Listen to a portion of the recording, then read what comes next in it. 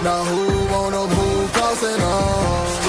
Now who wanna move out on? If you got stripes and you let the city know you rock 'em, yeah we got 'em, yeah we fought 'em. Like that black and orange up on 'em, single bottle, never stop it. To the beast and know 'em. Who they rockin' with the diamond stripes, flossing on the ring. Cincinnati, she's our queen. We gon' show the world who king. Orange in the day, black in the night. Stripes in our veins, sparks gonna fly. The beast is awake, orange, black and white. Cause when the jungle come alive, who day we ignite. Welcome. Bengals and Brews. I'm Dell. I'm joined by my co-host, the Mayor of Portchopoulos, Port Chop, and the BSG, Greg Luther. What's up, fellas? Hey, what's going on, man? It's Friday. Taking a nap. Woke up. Guess what I got? It's Friday. I've been cutting grass all day at work and moving shit. Dale's probably been cutting grass today too. No, it started raining before I got home. Big heavy rain. I was going to, bro. Big heavy rain got you too, huh? Hey, look at this, man. Though I got up, my package got delivered today. Shut up. Yeah, that's from the Chop Shop. You can get yours. Why supplies last / before Chop gets a season. I ordered mine before Chop on the way. First. As soon as the one hits Paycor and he opens it, I'm sure that I'm going to get the cease and desist on this one. So it looks really good in person, though. Matt Walker, you're going to love it when you get yours. But you know what? It's really good in person. That along with Chop Shop, Midwest Best Barbecue. If you wear a Chop Shop to Midwest Best Barbecue, you're an even cooler customer. Isn't that right? Yeah, you get the 0% discount. You know what else is cool? Usually no free shout-outs here on Bengals and Brews. Right. I am not a sponsored athlete by Garage Beer. Never had a Garage Beer. It's my first Garage Beer. Greg, you've had Garage Beer. Put your Garage Beer down. I'm talking right now. The man are talking. Yeah. So this is a giant can of Garage Beer, by the way. So if you're going to try something, you might as well go big. Might as well get the giant. I'll take a little sip. Take a sip. It's not a bad beer. This is a lime. They have an original one as well. But even though I'm not a sponsored athlete by Garage Beer, I did want to shout out Garage Beer for everything they've done for Project Game Day. So that's why I'm drinking this Garage Beer, because they've been tremendous to work with. They've given so much money, donated beer, worked with us on the event at the Foaling Warehouse. So just shout out to Garage Beer. Check them out if you like them. Cool. I hope you do. Drew Garrison likes them. He's a sponsored athlete. Taylor Swift likes it too. I got to tell you, I wanted to show off my own can, but this morning when I got home from work, I pounded my 12-pack. I tried to save one to drink for the show, but, Best thing to have after a nice hot day outside. Or a cold day. Doesn't matter. Whatever the day is, rainy, sunny, windy, Garage Beer, man. Garage Beer's Garage Beer. Wake up in a bad mood, you wake up in a good mood. Who gives a fuck? Garage Beer. To be honest, it is fitting for me. I literally record from the garage. Exactly. There you go. Right. That's your Garage Beer. And I'm having it here. You know what I would look forward to also having a Garage Beer with Trey Hendrickson when he signs his contract. On your garage show. We're hoping so, right? It's really nothing new. It's just they think the Bengals are still trying to get it done. Well, okay, cool. Get it done, and then we'll celebrate. So who you got winning the NBA finals? Probably. My heart says the Cleveland Cavaliers because I'm a Cavs fan. Yeah. But my head is a team that won it last year, and that's the Boston Celtics. Oh, man. I want to go Lakers. Lakers. They're a really good team. I think it'll be tough to knock them off. But hey, they both got to get there to match up with each other. But if that happens, they'll be playing in the Eastern Conference Finals, and that should be a great series, hopefully. So we'll see. Does Larry Bird still play with them Celtics? He does not. No, he retired finally. Yeah, he retired. Awesome. Good for him, man. He deserves it. Cavs. Oh no, and Tina has COVID. Uh-oh. Man, you've been through it lately, Tina. Between the surgery and now COVID. I hope you feel better. I really do. Tina's a great person, guys. Yes, she is. Love Tina. Tina, we love you, Tina. Yeah. Hey, I could enter a Fred Flintstone competition. Listen, it's a Bengals. That's true. It's like Hawaiian, but on me, I look like Fred Flintstone. You're not. Yeah, but never do. But it's comfortable. Yeah, today was Ooh. Yeah. Complain about it now, Crip. You got to be like, yabba dabba hoo day. Now, Dale, was today your last day of school? What?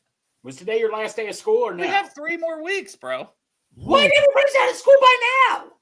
No, I have Oh, like wait, a it's month May. left. It's May. I get students at UC are off. It was exam week. Sorry. College kids and yeah, I got it mixed up. Oh, I've been out of school for years now.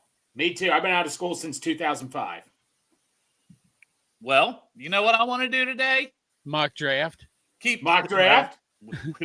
I've already done one of those, but I mean, let's redo our mock draft for 2026. But no, but I do want to continue to talk draft. Right? It's been a week basically, a week since night 2 of the draft. So, but with this episode, because we've talked about the Bengals draft quite a bit, and we'll talk about it again on the episode.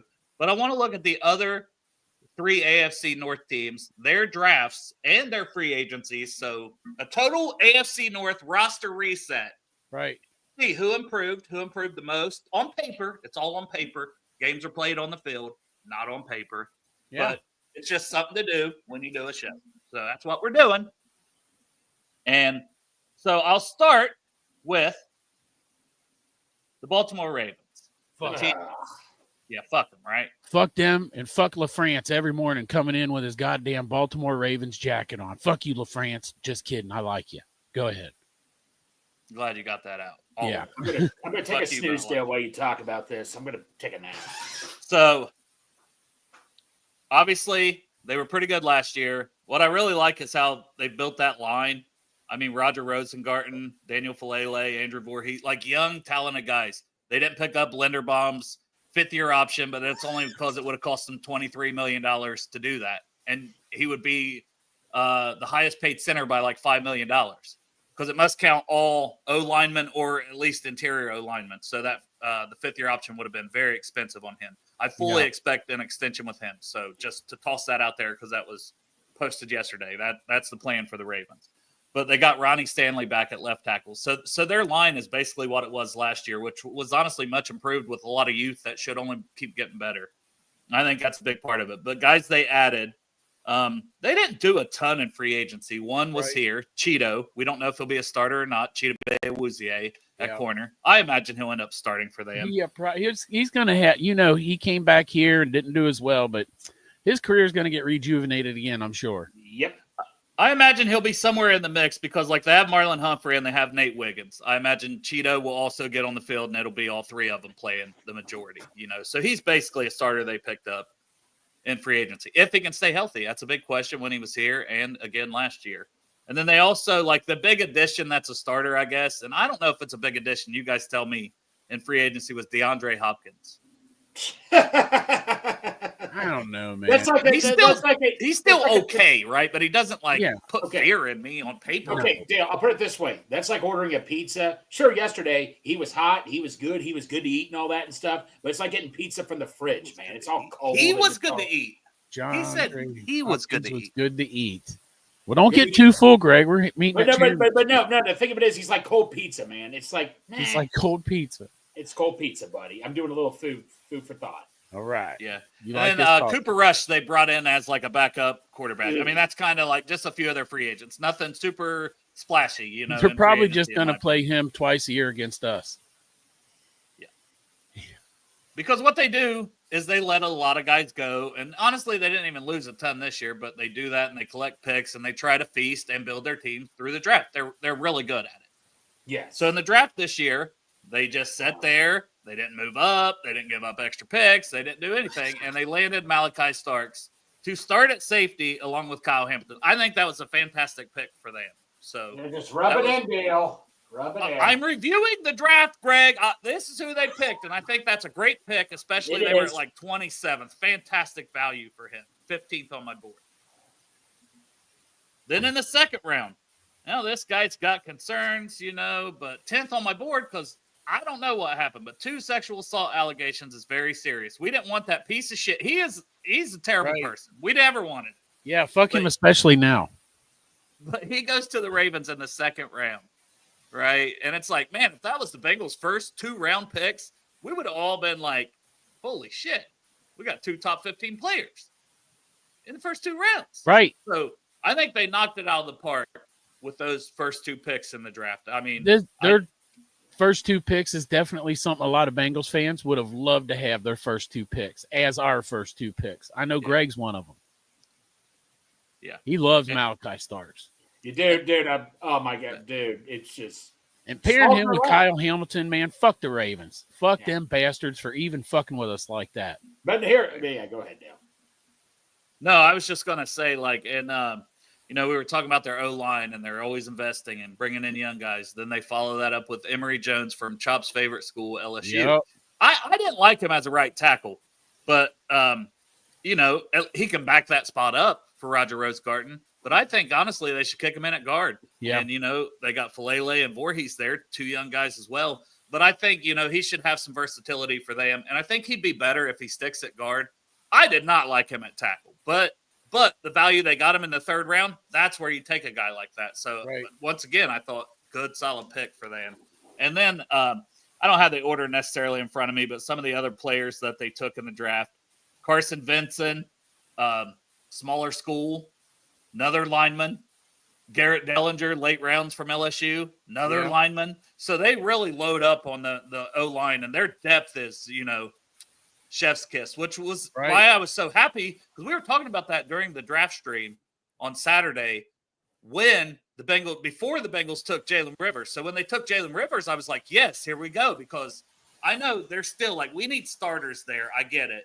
But at least we're investing, I'm glad we doubled down and took 2 offensive linemen. I'm glad we took some offensive linemen last year in Matt Lee and Amarius Mims. So invest in it. You should invest in it, honestly, every year. So that's one thing I really liked about their draft. They took like LeJonte Wester, wide receiver, I don't much care for. Teddy Buchanan. He's got the weird name. Remember, I always want to say Teddy because the way it's spelled, but it's Teddy, that guy. And I thought that was a little early to take him. But he's not a bad player. Robert Longerbeam, a corner from Rutgers. But the pick that I really liked that they got late was Aeneas Peoples. Oh, and that's just me. Shit. I hope he sucks now. I hope he's awful. You were so wrong about that guy, Dale. What a fucking dud. I had about evaluation. The guy can't play at all. He can't rush the passer. He can't tackle. You can't put him in on rundown. He's too tiny. I mean, fuck that guy. The day that you scouted that guy was opposite day.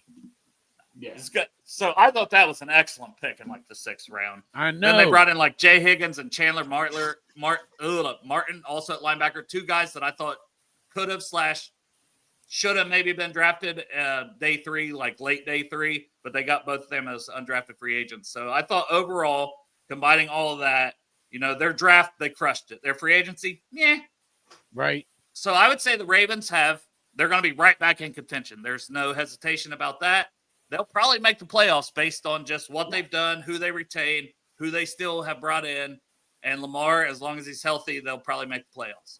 But they'll probably choke in the playoffs when it happens. Probably so. Now, Dan, will Starks be playing corner? Because they're kind of thin at corner right now, still a little bit. No. Okay. He'll be starting safety. All right. With Kyle Hamilton. Fuck that. Yeah. That is not going to be fun. No. Although, I mean, Joe Burrow's definitely affected their draft. I mean, with Malachi Starks, Oh, yeah. Hey, Kevin, what's up, brother? You got the Triple Crown winner from last year, and you got Joe Burrow, and we just re-signed T. You better get your secondary ready for that shit, because that show's going to happen twice a year for every team in our division.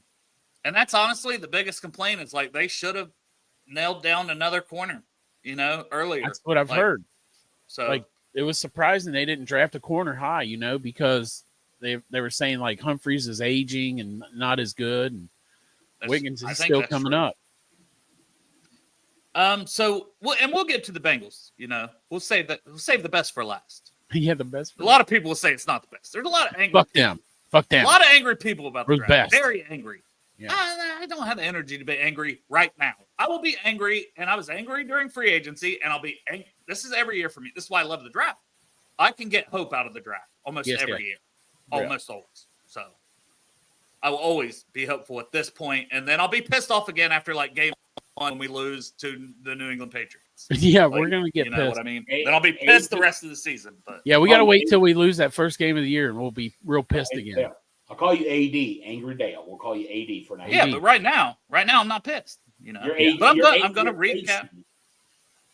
I'm HD. I'm happy. Yeah. I wouldn't even say I'm happy. I'm just happy. I see a vision, right? I hope it all comes together. I'm hopeful. HD for hopeful, Dale. CTV. Okay, I was going to say Vision Dale. We call you VD. I like that. VD. VD. Yeah, we'll call you VD. That's a good nickname. I can keep going, Dale. Motherfucker. I don't want to be a venereal disease, Greg. I don't want to be VD. Jesus Christ. Didn't even cross my mind. No, I know it did, but it sure did mine and chops. It sure did mine and chops. Right. Go ahead. We'll move on to the Browns. Okay, VD. Sorry, I'm stopped. The Browns are interesting, right? Because before I talk about all these players, because there's a lot of good things. Their draft, I really like their draft on a whole. Yeah. But the outlook of that team is quarterback. Right. Joe Flacco's 53 years old. He doesn't make the team right now. Tiny hands, Kenny Pickett. I think Joe Flacco's the starter. I do. No way. I think Kenny Pickett's the starter. I don't think Kenny Pickett's the starter. I think that man, they're so fucking stupid up there. I know. It'll be Joe Flacco, and then you got Dylan Gabriel, who I thought was a huge reach. You know, I'm thinking like 6th round for that guy. Right. Because they take him in the 3rd. So Yeah. I was like, nah. I didn't like that. Shador in the 5th round. I like Shador in the 5th. But it's ahead of me, right? It's up to him. It's honestly up to him. Talent-wise, great pick. Well, let me ask you this, though, because I read something, and tell me if this is fake or not, but that it was almost like 2 days after the draft, I read something that Dion was like, I want to be in the first meeting with Cleveland because my son doesn't sit back seat to any other quarterback. Oh, yeah. Is that true? Did you think that Dion actually said that he wants to be in that first meeting and that my son's not going to sit back seat to any quarterback? Sorry. I wasn't listening. I was showing my double D's.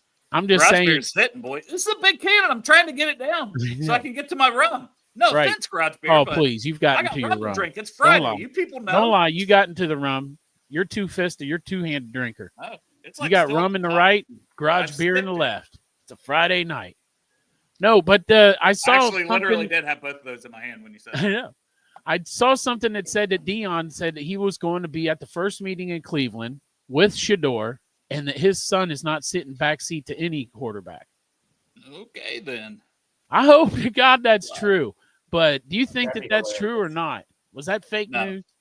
No, I think after he goes in the 5th round, and Dion needs to focus on Colorado football. He needs to let his son go out and be a man. And honestly, guys like Myles Garrett, let Myles Garrett. I know that Myles Garrett's a defensive player. I'm not saying take him under his. Joe Flacco take him under his wing as a veteran quarterback with tons of experience. With won a Super Bowl, actually played well. That was like the best Joe Flacco ever played was in that playoff run. So, you know, he should just let Joe Flacco, and honestly, Kevin Stefanski's a really good coach, and he can get the most out of Shador. But Dion just needs to stay out of it and let his son grow up. Yes. Period. Didn't Shiloh come out and say he fired Dion so that when he went undrafted? I went undrafted. Fuck you, Dad. You're fired. Yeah. No. Right. Yeah. But we'll talk. So let's talk some more of their like free agency pickups, right? Malik Collins, defensive tackle, that'll probably start. That was a good solid pickup. Like Joe Tryon, Shianka. Whatever. He was a 1st-round pick or something for the Buccaneers a few years ago. He's never really panned out. He's like an edge player. But right now he's behind Isaiah McGuire and Myles Garrett. But he's, you know, rotational. He might be decent for them, to be honest. There's obviously talent there. Fucking Sanders can absorb some of that Flacco swagger. I'll mention one more free agent, Tevin Jenkins, who's not penciled in to be a starter. Like Tevin Jenkins went there for low money, a guy we thought, hey, why don't we pick him up? And I still wish we would have, to be honest, because he has versatility to play tackle and guard and has at least play. I know he gets injured a lot, but shit. So I think that's good depth that they picked him up, and he'll start at some point for them. But it's interesting that he went there to be a backup, you know. So the back probably is an issue. Not saying it's not, but sometimes you got to take some risk, especially for low money. Yeah. He did it again, Chop. Yeah. Did it again. He turned his camera off to sneeze. Yeah. But the draft, I thought they did pretty well in the draft, and you could say they should have taken Travis Hunter, right? Maybe, sure. I think Travis Hunter would have been worthy of that pick. I was hoping they took Travis Hunter. I was wanting them to take Travis Hunter. Just take him and be done with it, right? Yeah. But instead, they traded down only to 5, and they picked up a first rounder for next year. Then they pick up a second rounder. Like they picked up a ton of draft capital. Yes, to the move Jags down were stupid. from 2 to 5. So I thought it was a great trade. And then at 5, they took the number 3 overall player on my board, and that was Mason Graham. Yep. And you had Mason Graham to that defensive line with Myles Garrett. Yep. I don't love that, which means it's a good Nope. pick, right? Because I'm a Bengals fan, so I don't love it. That's a good pick. Yeah, when we were watching that draft and they traded, I was like, oh, hell yeah, because, everybody was saying they're going to take Travis Hunter, but I was so afraid they're going to take Abdul Carter. When they traded out of that second spot, I'm like, fuck yeah, they ain't getting Abdul Carter now. And then when they came back in the 5th round and took Mason Graham, I didn't feel any better about it than I probably would have if they'd have took Abdul Carter. You know who I wish they would have taken? And I like the player, but Ashton Genty. I wish they would have taken Ashton Genty. In hindsight, knowing another player that I'm about to mention in the second round, Quinshon Judkins, they got. Yeah. So had they taken Genty, they wouldn't have had Graham or Judkins. I would feel better, a lot better. Yes. You're right. Then we just got to stop the run. And they also took Schlesinger, who, I know. That had to hurt shop there, too. Fucking right off the rip, man. First day at Project Game Day, we get there, and it's like, oh, it's so glorious. Look at everything. We got everything set up. We have all of our friends here. It's such an event. Here's Jordan Battle and Carson Schlesinger right off the rip, first pick. I was like, dang it. I'm not sure I believe Al Golden when he says that Demetrius Knight was our pick the whole time and Carson Schlesinger wasn't above him. Come on, man. It's easy to say that in hindsight, right? Yeah. Also, he's not on our team and he's with the Browns, so fuck him. Yeah, so fuck him. It was always Demetrius Knight. That's fuck what I'd you. say. It was always Demetrius Knight. I have no fucking idea what some dumbass T-shirt would be with your name on it. And Demetrius Knight, I got a really cool one on there. That's true. Yeah, that's true. That's right. So I appreciate the pick. And then if they weren't done kicking us in the nuts, getting like Mason Graham, Quinshon Judkins, and Carson Schlesinger, they decided to kick our good buddy Ryan Sparks in the nuts and take his favorite tight end, his number 1 tight end, Harold Fannin Jr. Yeah. I mean, those are 4 really, really, really good picks. And we already talked about the 2 quarterbacks. Then they also doubled down at running back. And they took Dylan Sampson from Tennessee. What a fucking great... And they still have Jerome Ford. Yeah. What a great running back room. I know. Ugh. Like, that draft was fantastic. And it sucks. Yes. It's probably the same feeling you had when Aeneas Peebles went to Baltimore. Yes. It hurt. It hurt me personally. I felt like somebody fucking shot my dog in front of me, and I was about to John Wick some motherfucking shit. It's not even like they had a great draft. Painful. It's like they got our draft, the one you wanted, I mean, come on. Malachi's, I know we're on to Cleveland, but as far as they go, Malachi Starks, Mike Green, Aeneas Peebles, boom. If those are 3 of our picks, Dale, you fucking still got a hard on. Oh, I'm raging boner, man. Yeah. They could have been the first 3 picks. I know. Could have been the only 3 picks. Exactly. Right. We had 3 picks. It's those 3. I've been like, yeah. That's what would have happened. Yeah. But the Browns overall, it's all going to come down to quarterback on what kind of season they have, in my opinion. How do you guys feel? I thought they had a great draft, but the season still comes down to what the hell. And honestly, they're doing weird shit at quarterback. Trading a pick for Pickett, bringing in Flacco, drafting 2 quarterbacks. Plus, they traded down so they'd have 2 first-round picks next year, because guess what they're going to probably try to do next year? They're probably going to try to take a quarterback next year. So it all comes down to yeah, they probably will. How about you guys on the Browns? If anyone can fuck up a good draft like that, it's the Cleveland Browns. The Cleveland Browns every year do. I mean, what the fuck is going on up there? Like, admittedly, the Bengals were a shit team for a long time, and Cheers, what boys. saved us is our savior, Joe Burrow. and Jamar Chase, but I mean, they're fucking clowns. I mean, like literally, like I fully expect Shador Sanders to be the starting quarterback by the end of the season. And it's not because he'll be the best one on the roster. The fans are going to yell for it up there. Dion's going to yell for it. There's going to be the national media is going to yell for it. And it's going to be a lot of pressure to put him in there. And he's going to be the starting quarterback. Now, Dale, he might be the best one on there, according to you, right? I mean, talent-wise? Talent-wise, yes. I mean, I had Shador Sanders at 32 on my board. And it wasn't like, oh, he's just going to go. No, I thought he was, that fringe second round. And honestly, that's because quarterbacks, you have to bump them up. I was a guy with Bo Nix in the third round. I still say Bo Nix is a third-round talent. He's a check-down guy. Yeah.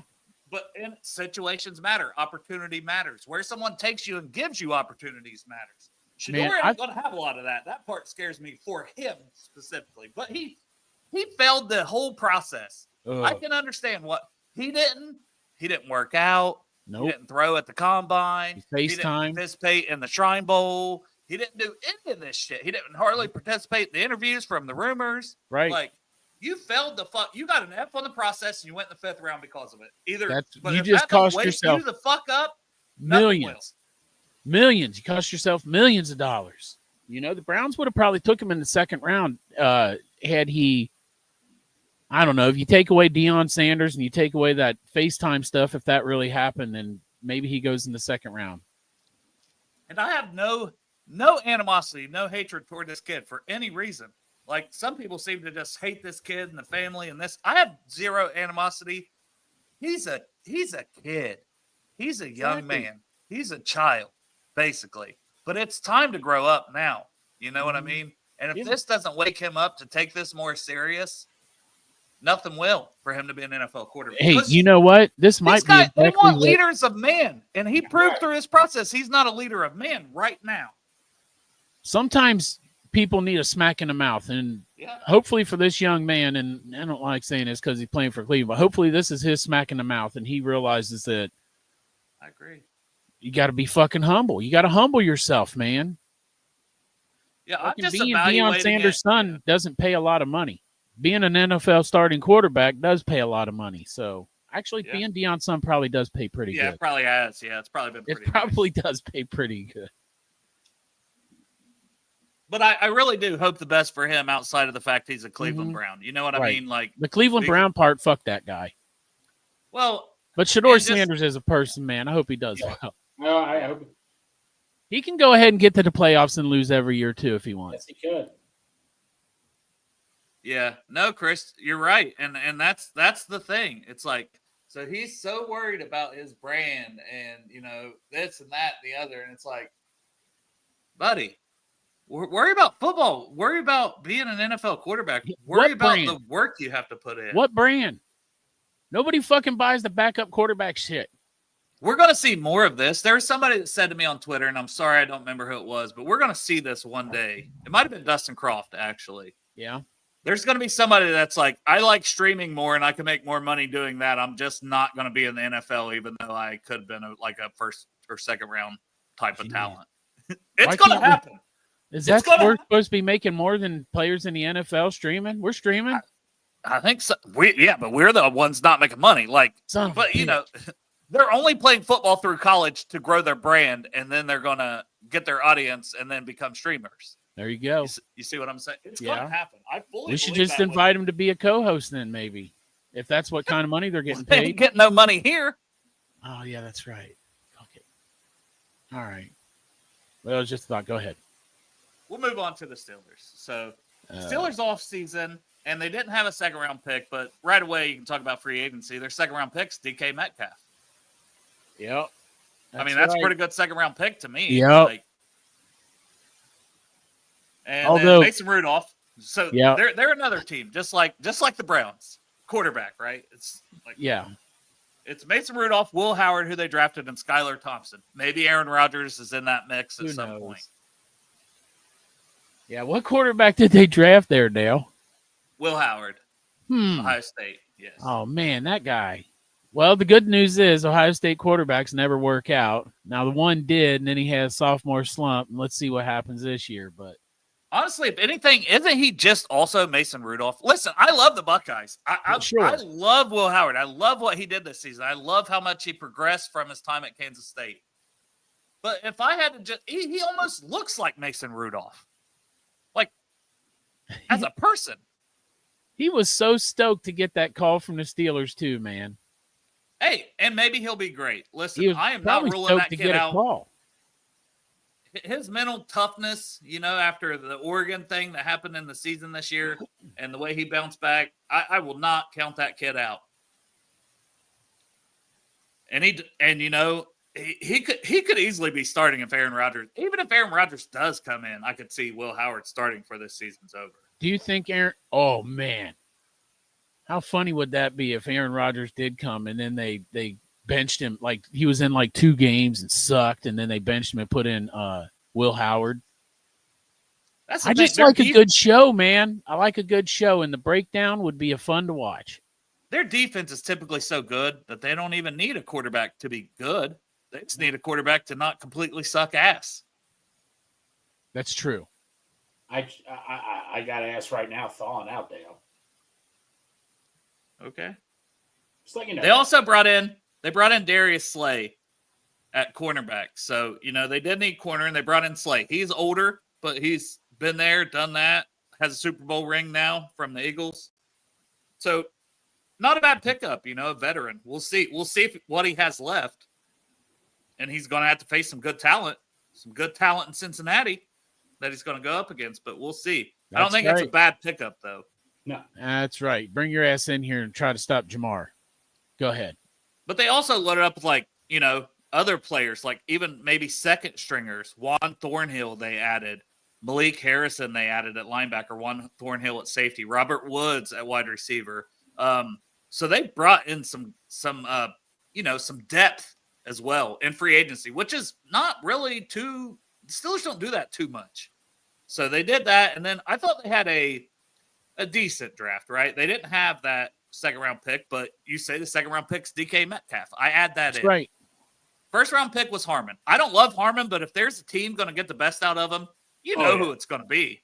Yeah. Oh, yeah, no shit. He'll be Chris Jones now. Wasn't that the NFL comparison? Like Chris Jones? And he's got Cam Hayward to learn from. Mm-hmm. Keanu Benton there as well. It's a great landing spot for him. Yes. So for Derek Harmon. And that's about where he should have went. Also, fuck you, Tyler Kelly. Go ahead. Mm-hmm.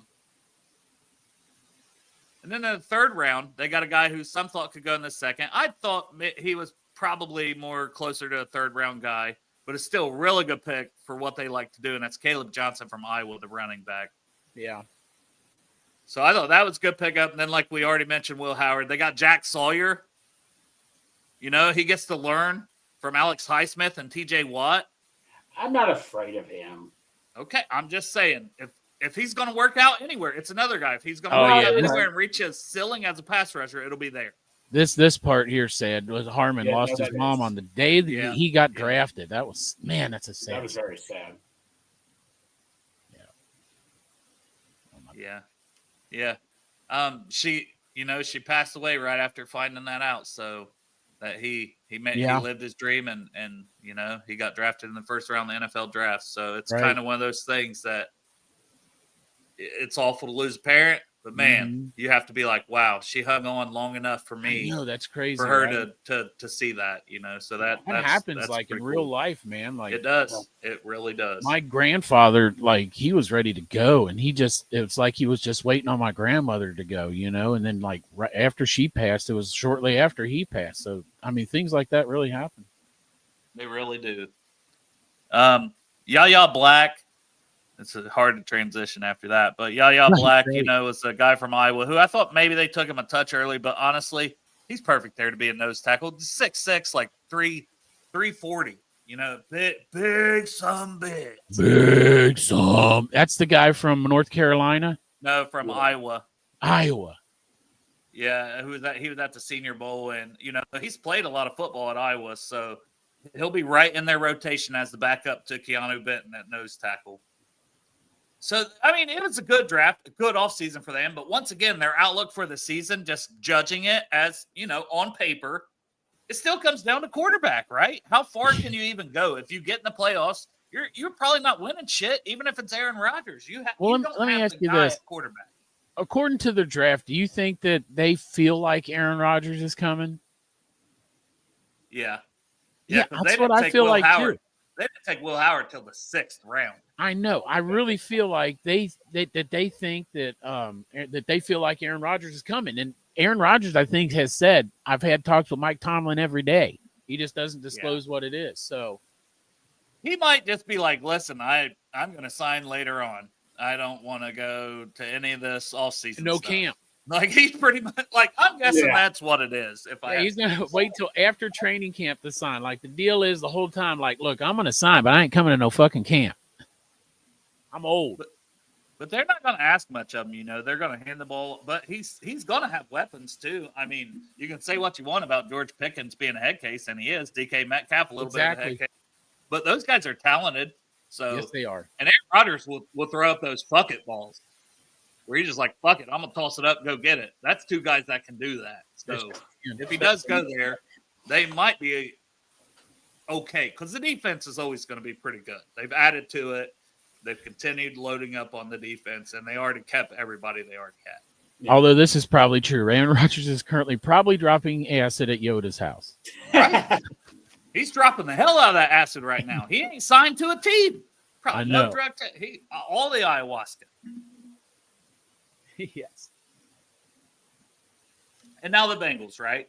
Yeah. There we go. The best draft out of every team in the NFL. Yes, it was. With only 6 picks, they pulled it out. Yes, we did. We pulled it out of our asses. We'll start with free agency. So, and that's where my main complaint lies because we felt this is not going to take long. We had plenty of holes to fill. We did not fill as many holes as was available to us to be filled. We filled one hole that's been leaking for 2 years. That's it. I was trying to say something dirty and you didn't. I know. I was picking up what you were putting down. All right. But the only penciled in starter that we picked up outside free agent, because you can say, Cody Ford starts, maybe. Lucas Patrick, maybe, right? They're probably in competition. Yeah. But they're not, like Ford wouldn't be an outside guy, which may be why he has the edge to be a starter at one of the guard spots. But was TJ Slayton. Right. That's it. And it's not a bad pickup. No, it's great. Stop the run. You face Derrick Henry, now Caleb Johnson, now Quinshon Judkins in this division. I feel like they realized when they let Reeder go, like, oh, shit, we played a season without him. They're like, that was a fucking mistake. And now they need Reeder back. And so Reeder was – what's the deal with Reeder up north? I thought he was getting cut. But we go get TJ Slayton, who is a run-stopping nose tackle. So, I mean, we filled a need, but then we're all sitting around like, we're still waiting. Safety, two guards. We're still waiting. Like, still waiting. I think that this free agency could be pulled out if they would just go sign Dalton Reisner, Brandon Scherf, or Hendrickson. Or get Justin Simmons. Scherf, because they, like, even the Fairchild pick, right? They said, and that's what he's played at Georgia, is left guard. They've said he's competing at left guard. Yeah. So I would go get the guy who's played right guard his entire career at a very good level. A very good pass protector last year, still per PFF. A beautiful beard. Brandon Scherf is my favorite out of the 3 that I mentioned, but I'll take any of them at this point. Just bring us another fucking guard. But I don't see it. Reisner has been saying he's begging the Bengals to sign him. I know. And Drew Garrison even said he'd go pick him up at the airport. And go get Justin Simmons or Julian Black because they've stated they're monitoring the safety position. Get me another safety. I'm not on the Justin Simmons train because he's like 31 years old. His play has declined. It's like, what are you bringing him in to be? A leader? We got leaders. We got Teddy K. It's good. You got Teddy K, Orlando Brown. You've got, Logan Wilson, I think, is going to take a big role with that on. And if they can get Trey figured out, Trey wants to be a captain and a leader. So it's like, and Joe Burrow, it's time for Joe to be the leader. Mm-hmm. Can't say that enough. Like, I know it's not always his personality, but he understands that. And he started to be more of a leader, even with saying the guys that he said, we need to get these deals done with these guys. And here you go. Ryan brings up a good point, man. Maybe Al can unlock Tyson Anderson. Hey, Ryan, I've been campaigning for that for the last 2 or 3 years. I like Tyson Anderson, but they want to keep him on special teams. I've been campaigning for that forever. I'm interested in our defense this year just to see. Look, man, thanks, Lou, for the Super Bowl. But I'm interested in our defense this year just to see. I mean, can 1 year with Al Golden be such a big turnaround? You know what I mean? Like, we're putting a lot on Al Golden for all these players. Yeah. I mean, now we're even dipping into Tyson Anderson, who's been a backup on this team since he's been here. Special teams demon, though. Special teams demon, yes. But as far as like playing defense, he's a backup. He's always dominating the preseason, though, Tyson Anderson. He always has done well. It's just like, okay, you're still on special teams. Like, well, why? A lot of people, why? yeah. Mm-hmm. I want to clarify this. I said Lucas Patrick, maybe for T. Brookie there. We didn't get a guard from the Pats, but we got Lucas Patrick. He was on the Saints. He's been on several teams, the Bears. He's played a lot of football. He's played left guard, right guard, and center. So he's got good versatility, even if he's just a backup that has all that versatility. But I think he competes for a starting spot. And he played some decent football for the Saints. If you look at his 2 years prior, it was not good for like the Bears and some other teams. God. Yeah. And he's 32 years old. It's not like he's on in his prime. And no offense, Patrick, if you're watching the show right now. Is not no offense, man. But I hope you take that to me wrong. Oren Burks, probably a backup linebacker, especially after you drafted 2 more. But we'll see how it shakes out, right? He very well in 4-3 looks. If they got 3 linebackers in there, he could very well be that third linebacker over Carter, and Carter could be specializing / the next guy in or in on some packages. We'll see how it shakes out, but I'm just saying, Oren Burks, older guy as well, like 29, 30 years old, hasn't played a ton of football as a starting linebacker, but he's been around, played a lot of special teams. Those guys are valuable.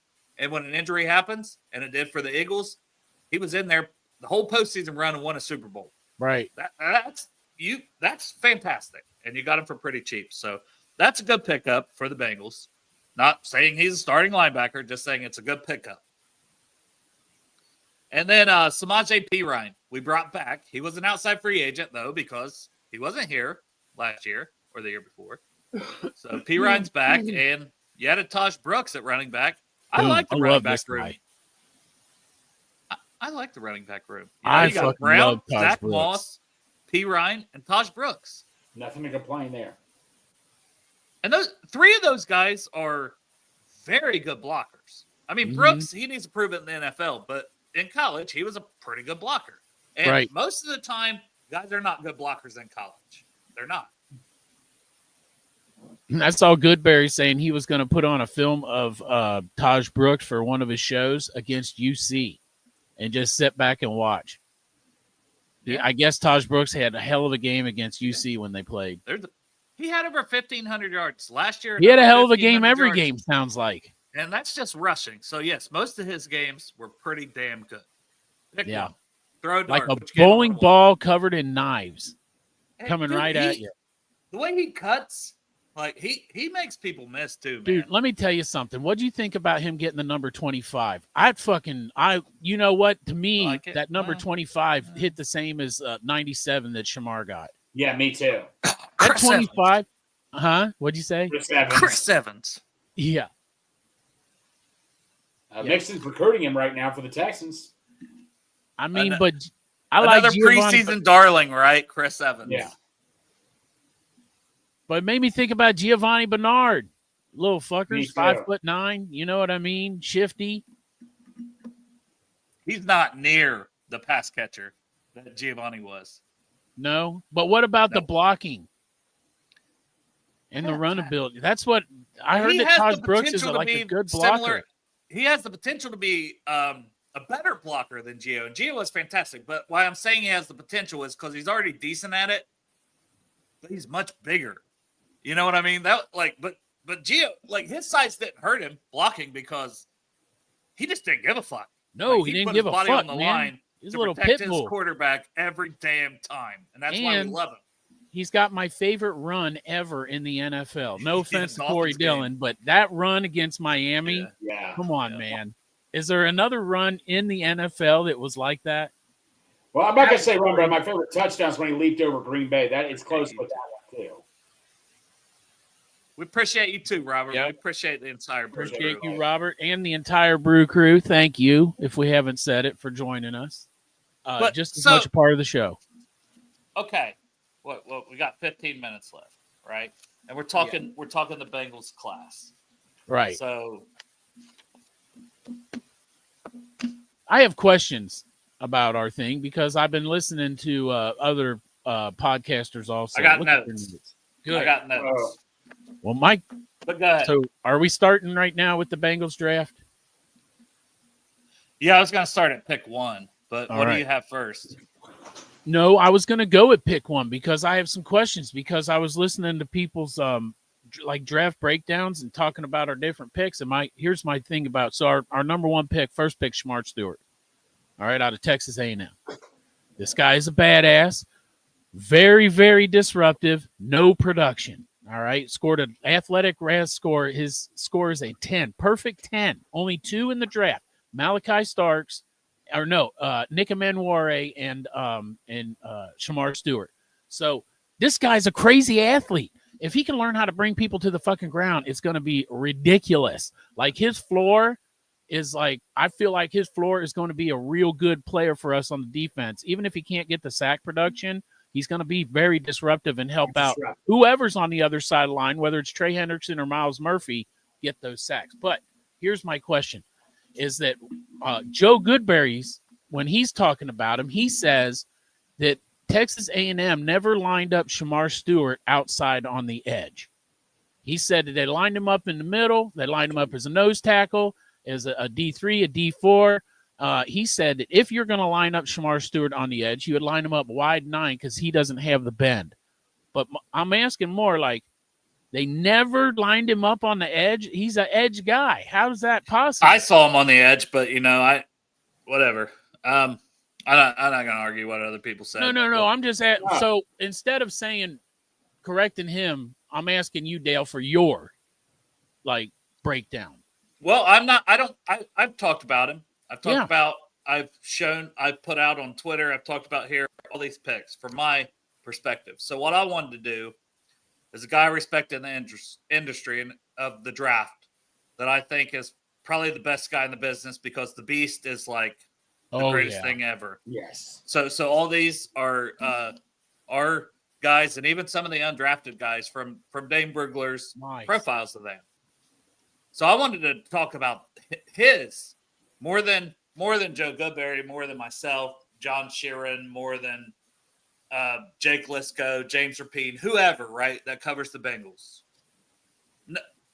All fantastic. Except me. I suck. I just do it for fun and to raise money for charity, and you guys are fantastic helping me out doing that. And I would do it anyways, because I'm a nerd. But I'm probably not as smart as those guys. I don't know. You've been doing it anyways. I don't know big words. I don't know big words. I don't know big words either. I'm dumb. I'm dumb. Me, Fred Flintstone. Me, Fred Flintstone. Me, Yabba Dabba Hoo Me, Yabba Dabba Hoo Day. Yabba Dabba Hoo Day. Yabba Dabba Hoo Day is now my new catchphrase. Right. Yabba Dabba Hoo Day. Here's a t-shirt coming. But I'll start with Shamar Stewart. And maybe some of you have the beast and have already seen this and you think I'm just reading to. I'm sorry. I apologize. But maybe some people don't have the athletic. They don't have the beast, or they haven't looked through all of this. So I'm regurgitating. These are Dane Brugler, the beast. So get the athletic just for the beast that comes out once a year. And Paul Dehner Jr. is his articles. Those two things worth the price. Now, I've never seen the beast, but in the beast, they'll give you names of the cousins and everything, right? It's it's very in depth. It's insane. Yeah, so I start. saw Dane Brugler talking about it on one of the shows. Yeah. Shamar Stewart, background. Jamaican descent. Born in the Miami area. I didn't even have that highlighted. Just thought it was worth mentioning. Yeah, right. His grandmother played a significant hand in raising Stewart.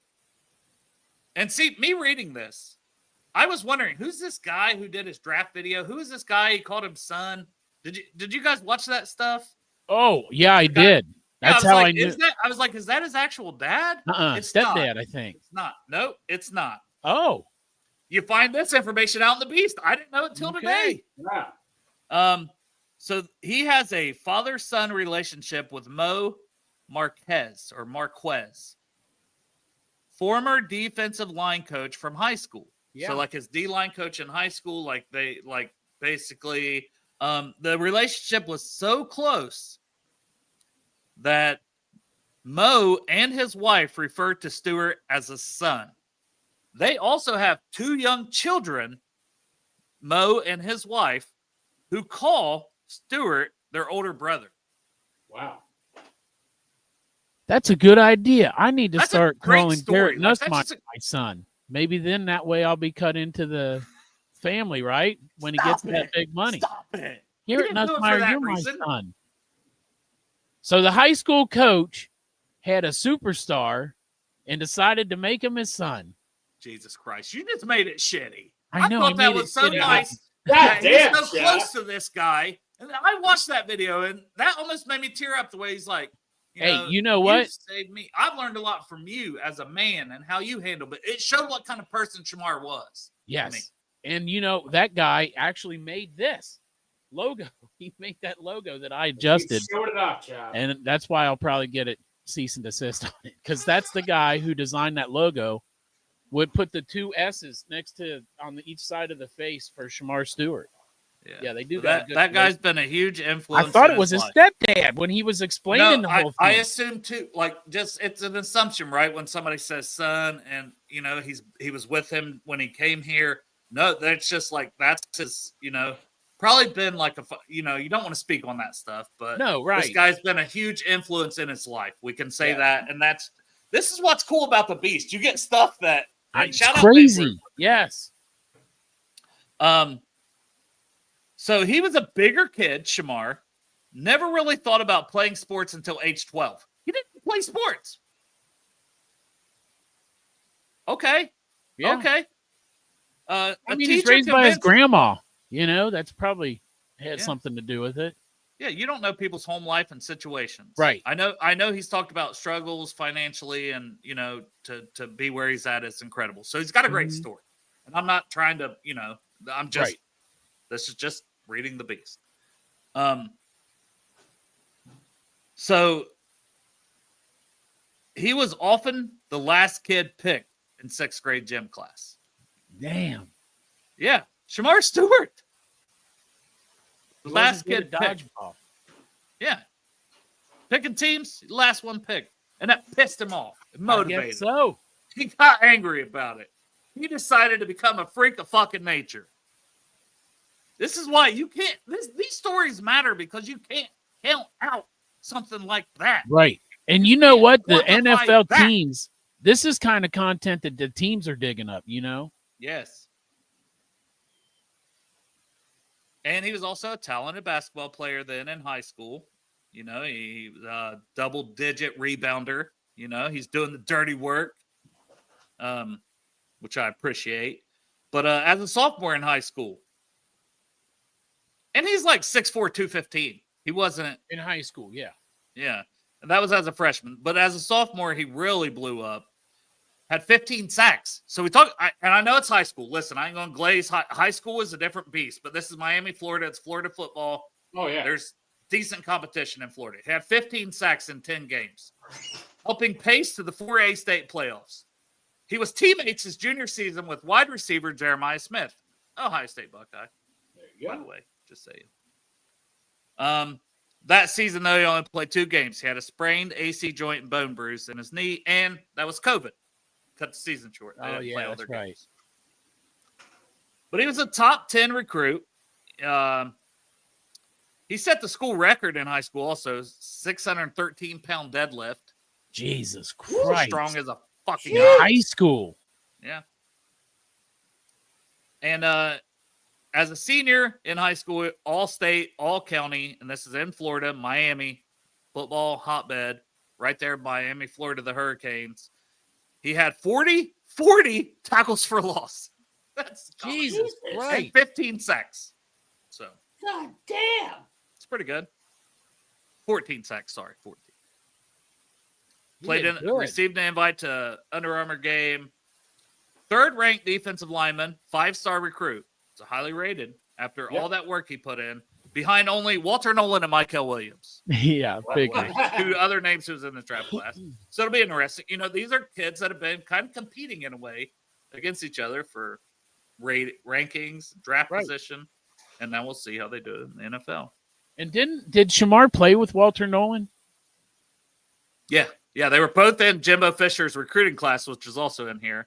Yeah. A legendary recruiting class, famed 2020 class, eight 5-star recruits, 5 on the defensive line. Only one of them finished their career at Texas A&M. That was Shamar Stewart. You're right. So loyalty to me, just saying, some loyalty. That kind of tells you something right there. Yeah. Well, I mean, maybe that's good luck for us because maybe if he would have went to Ole Miss like Walter Nolan or something like that, they would have wrangled in those tackling moves or give him some pass rush moves, and he wouldn't have been there at 17. So thank you, A&M. And also, I did hear a rumor also that the Lions were trying to move up and get him all night. Yes. So that makes – I mean, people – well, there's speculation. I don't know. That he was one of the 3 players that visited. Speculation becomes reality now. I feel good about it. Yeah. The Lions wanted him badly. Yeah, they wanted him so fucking bad. Campbell wanted him so bad. That defensive coach, that badass defensive minded guy, he wanted Shamar. So we're lucky to get him at 17. Yeah. Fuck that. We're good. Strengths. So this is Dane Brugler, the beast. Rare athletic balance and fluidity for a 285-pounder. Explosive off the ball. Long arms, natural power. And I'll try to condense some of this because he uses big words and stuff, but I'll put it in my own words. But right. He has a cross chop, a club rip. Different swipe. He's got pretty good use of the hands. Now there's some other things he probably needs to work on. That's just me tossing it in, but yeah. Rangy. Well, that's the athleticism. It's like rangy player. Blah blah blah blah blah blah blah. Right. I try to condense this shit down, which is what I do in the draft guide. Yeah. Motherfucker can move. He's fast. Right. He has range. He can go get people. He can go up. sideline to sideline. Yeah. Because he's athletic marvel. This next one, we'd like to know if they're Jamaican or Cuban, if you don't mind, Dale. Go ahead. We'd like to know their nationality, where they come from, their ancestry. Rarely pushed out of his gap. So he ain't moving him, is what that means. You're right. And that's part of that being strong as a fucking ox from even in high school. Lateral quickness, closing burst. Once again, athletic freak. Competitive edge, nicknames the Menace, as we've all learned now. Yep.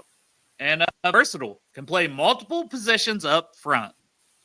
3, 4-eye, 5, 7 technique. Doesn't mention wide 9, but a lot of teams, I don't know how many what's people. What's all that mean, Dale? Tell me what's all that mean. It's the gaps you line up. Right.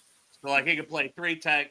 3 techs typically are interior D linemen. You got your 5 techs. Your 0 techs are in the very middle. It just goes out from 0, 3, 5, 7. All right, gotcha. And 9 would be the wide one.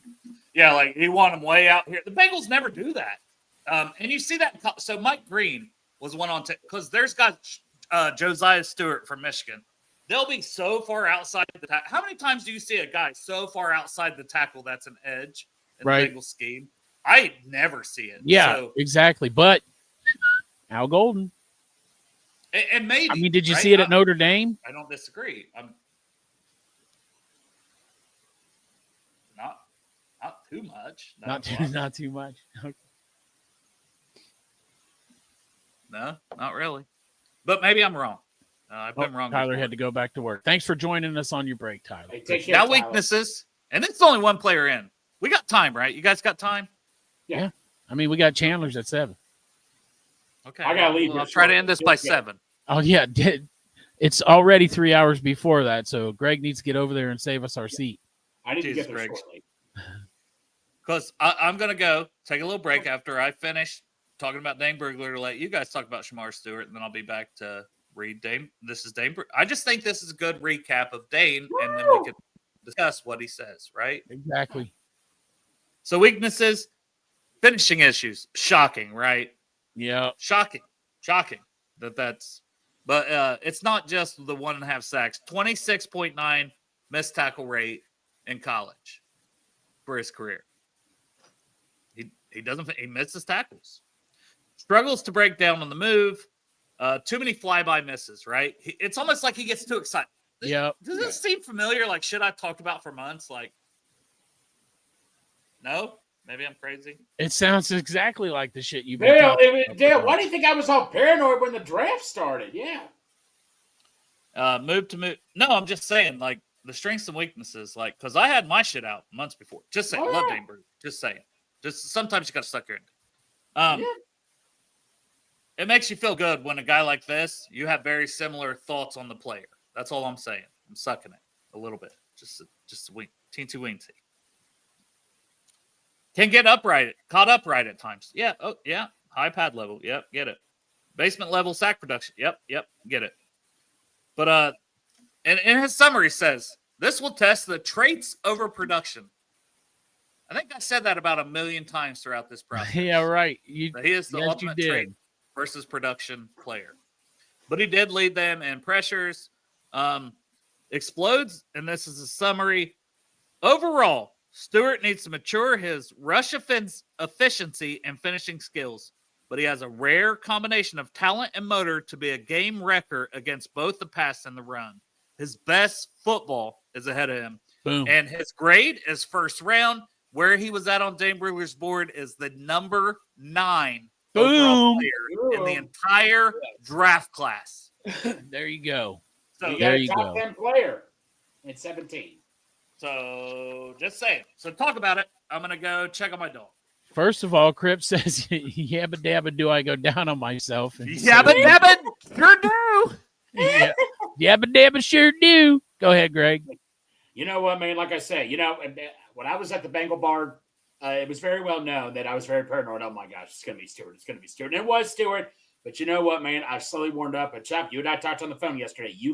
I didn't get a chance to listen to Chris Sims. So Chris Sims is in love with him. Luke Kuechly is in love with him. Micah Parsons is in love with him. I mean, dude, so I'm warming up to it. And like you were telling me, poor Chuck, you told that to me. They never had him line up on edge. I think the coaching, doesn't this tell you something? All those guys that were at Texas A&M, yet Stewart's the only one because he's a very loyal person. You tell me if it's a coincidence those 3 other guys left. Man, I don't have any idea. I'm just saying that, like, Shamar Stewart and we'll talk about the other picks later. It's just that, like, I feel like I can see the vision that Al Golden's having because of the 3 players that he drafted on our defense this year. I think the 3 players that he drafted are very versatile, can move around. The linebacker, I mean, we're going to talk about them in a minute real fast, but I think Shamar Stewart fits right into that vision. And if he can learn how to just fucking tackle, like Dale said, don't get too excited, channel your energy, learn a couple things, and just bring guys down. And he's going to be a goddamn beast, man. Like I said before, like his floor is being a great fucking player for us for like 10 fucking years, hopefully, after they pick up his 5th year option and sign him again. Disrupting is just as important. Boom. Disruption is production. Yeah, exactly. Disruption is that T-shirt. Yeah. And you know what? You can also, if he's on that fucking right-hand side, he can, if he's on that right-hand side, he can run like a motherfucker and then run him right into Trey's hands. If he wants to. Like you said, you told me also, he's going to take some pressure off Trey. Maybe they're like, hey, man, now we got to guard Stewart now. And Trey could be getting one-on-one coverage. We just need a decoy, someone else to give the issues. And he has all the traits to do that. I mean, he has, Chuck, you and I can both agree, he's got the highest ceiling out of anybody in this draft. Yes, and he can line up anywhere on that defensive line and get to the best. We don't have an interior defensive lineman. We may have one here in Stewart. That's true. So I'm just hoping that they can teach him a couple pass rush moves, to get him going, because everybody I've heard said he really doesn't have pass rush moves. He wasn't taught that. And then the finishing. If he can get those 2 things in, man, I'm telling you, we're going to have someone that people are going to talk about coming on this defense. It's a very, very huge potential pick for me. You cannot teach measurables. You can't teach that. These are all fixable stuff. Now, Montgomery and Al Golden are going to be put on a lot of pressure on this. Yeah. Yes, but this is fixable stuff. You want to have this type of problem. And like, because I was mistaken. I thought he was up there with Pierce's attitude. You told me attitude was never an issue with Stewart. No, ever. and as soon as I heard this kid's voice, man, I was like, oh yeah, because he sounds like Mike Tyson without the lisp. He's got that high-pitched voice kind of, and I'm like, damn, that reminded me of Mike Tyson. Like, Mike Tyson's a badass, and so hopefully Shamar Stewart also a badass. And this guy is strong as shit too, man. Oh yeah, very powerful. He'll be pushing people around, but yeah, Chop. It'll be like you said. It'll be very interesting to see how they're going to have him line up at times. It's going to be very interesting. But Chop, man, that damn shirt. I cannot wait, man. Oh yeah, that shirt. Oh, stop it, Chop. Just stop it. So before the show started, Chop, I ordered my shirt for Chop. He said, like him, my shirt was due Monday. I got up and ran along, checked the mail, and it's not there. I know. I don't know how I got mine, and it's not like they sent it to me special because I own the shop. I do the same. I was going to say you own the shop. Standard shipping. Delivery. Standard shipping. The postal service, just like Delhi, better than Madeira. Yeah, no kidding. Yeah. No kidding. But no, Chop, though, man, I'm really excited to see Stewart, man. Obviously, he's going to be the most exciting player to watch this preseason. Wouldn't you agree? Yeah, I mean, you might as well get on fucking board, even if you were against it, because that's who we got. The Chop. Fucking milk is spilled. Let's get in it. I've always stated, whoever it is, even if it's someone I don't approve of, I hope he kicks me in the nuts eventually. I will support this player. He's a Bengal. I'm a fan. I'm on Team Stewart. Paul's been telling me I should make this shirt for the for the Reds. The Nastier Boys. I watch the Reds not as much as I used to, but that'd be interesting. Ashcraft and we're gonna go watch the Reds tomorrow, Greg. Are we? Oh yeah, that's right. We are. Yeah, that's right. Seats in the 100s. Yeah, all right, so we've talked about Shamar Stewart, Dale Stillwater, and the dog, and he'll tell us all about this. Our next pick at pick 49. Chop, you told me about him. You're the only one that I've heard talk about him. So I want you to give me, why did you like Demetrius Knight? I like Demetrius Knight flies all over the place, man. And he is a fucking gamer, and he's a pit bull, and he gets after the ball. I mean, he's running downhill wherever he goes, and he'll hit you and smack you in the fucking mouth. Well, Crit bullied me into changing. Oh, did he? You didn't want to. You went and changed your shirt so you didn't look like fucking. You probably burned it, didn't you? No, I put it back in the closet. I'll let him make fun of me again later. Right. Well, Crip is somewhere enjoying himself thoroughly right now. He's like, I did so good. I got that fucker. Yep. No, I had to pee basically, but I was like, peed on your shirt. No. Yeah, that's what happened. I had to change. Yeah, peed on your shirt. Is that better? I peed on my shirt instead of. Whoopsie. Yeah. Demetrius Knight, though, you guys were already talking about him, right? Look here. Yeah, we started talking about him. Crip is taking a victory lap. He deserves it. Yeah, Demetrius Knight is part of the reason why you were gone. I was saying that the 3 picks that Al Golden made really, really describe his vision for this defense. Yeah. I agree. But when I put out earlier, did you see that, Chop? I know you sleep during the day a lot. Like his cousin, D'Angelo Hall, first round pick, number 8 in the 2004 draft, 14 seasons in the NFL. Oh, yeah? Also a distant relative of R&B musical artists Gladys Knight and Aretha Franklin. Holy shit. Is awesome. That's in the Holy beast. crap. Damn. Can he sing? I don't know. And he has an elite T-shirt in the shop. That was pretty badass. What is it? You're going to have to pull up the shop for here. Oh, look, I already got it up. Hold on. I actually have it up. Hold on. I got to come back to there. While you're pulling it up. So he was recruited. We talked about how he was recruited as a quarterback, right? Like I'd heard that. I didn't realize he was still practicing as a quarterback, but mainly they wanted him as an athlete after they had a coaching change, but he was still practicing with the quarterbacks like his whole time at Georgia Tech and playing special teams. And his nickname at South Carolina, his college playing career is the Dark Knight. That is sweet, child. So I took the Dark Knight symbol and mixed it with the Bengals and put his number on there, and that's what you get, man. I think it's badass. That is badass, child. That's right. Matt Walker's got one on the way. Um, And me too. yes. This, though, great fun fact for the podcast listeners. Ryan Sparks. Love Ryan Sparks. So Walter Nolan, LT Overton. LT Overton, Alabama, going to be in the class next year. Very high on my list of players. Thought he could have came out this year and been a second-round pick. They were both the same draft, like the same recruiting class in the high school to A&M. They both went to A&M as well as Shamar Stewart. Huh. And Well, they that's- both had a shitload more production when they left Texas A&M. That's man, that's good news for us, right? It is good news. That's great. Maybe Dale, this is a sign. Thank you, A&M, for helping us out. Maybe we have a deal in place with A&M. Hey, you just bench Stewart, and we get him cheap. We get him in the steal. Maybe we had a deal in place with A&M. We don't know. We will pop some more shirts back up here. Here's the other one I made today for Okay. Shamar Stewart. This one. This was badass. This is badass, Chop. I'm really hoping that number. That's the other thing with Shamar Stewart is he took that 97, man, and man, that 97's a big number here in Cincinnati. And he because knows of it. Geno And he Atkins. knows And it. he knew it. He knew That it. could be used for Geno Atkins also, though, couldn't it, Chop? What's that?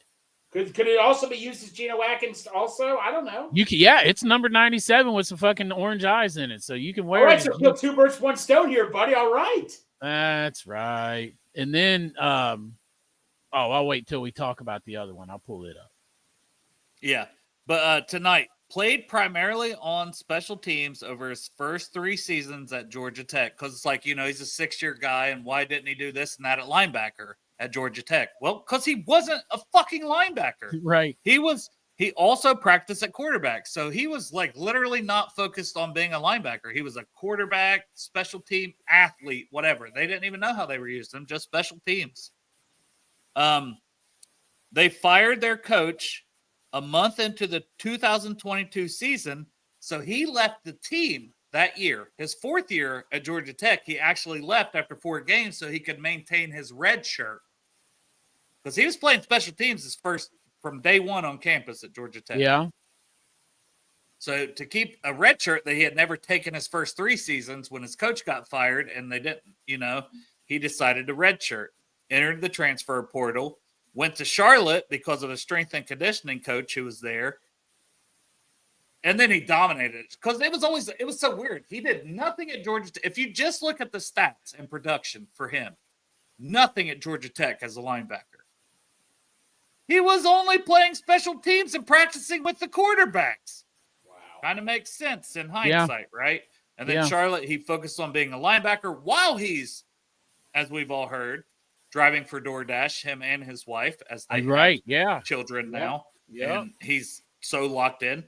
And then he uses his 6th year, his COVID year eligibility, to go to South Carolina, SEC. That was a very good defense. And he was a Right. leader, a team captain there, Mm-hmm. and was fantastic. 82 tackles, 8 tackles for loss, 2 sacks, 3 forced fumbles, 2 pass defense, and an interception. Fantastic season. Yes, he's older. Yes, he's going to turn 25.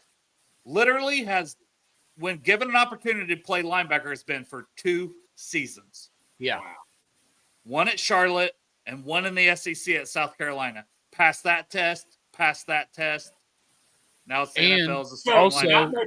Are you so going to count him out from passing this next test? Correct. I'm not. Well, let me ask you. So not much wear and tear also. So that's awesome. And he's ascending. And the wear and tear thing also goes by position. So he got less wear and tear at when he was playing Yes. quarterback than if he had been playing linebacker the entire time. Absolutely. Because, God help you if you touch the quarterback. But this is what I'm talking about. Content, everything matters, right? You can just look at things on the surface and go, 25 didn't do shit for 4 years at Georgia Tech. Sucks. Yeah. Reach. Crazy. Stupid. Context matters. This Fact. is still an ascending player. His best ball is still ahead of him. So when Yeah. you hear the Mike Potts talk, when you hear these Bengals coaches talk, this is the work they've done, the work they put, and he is a grade A person.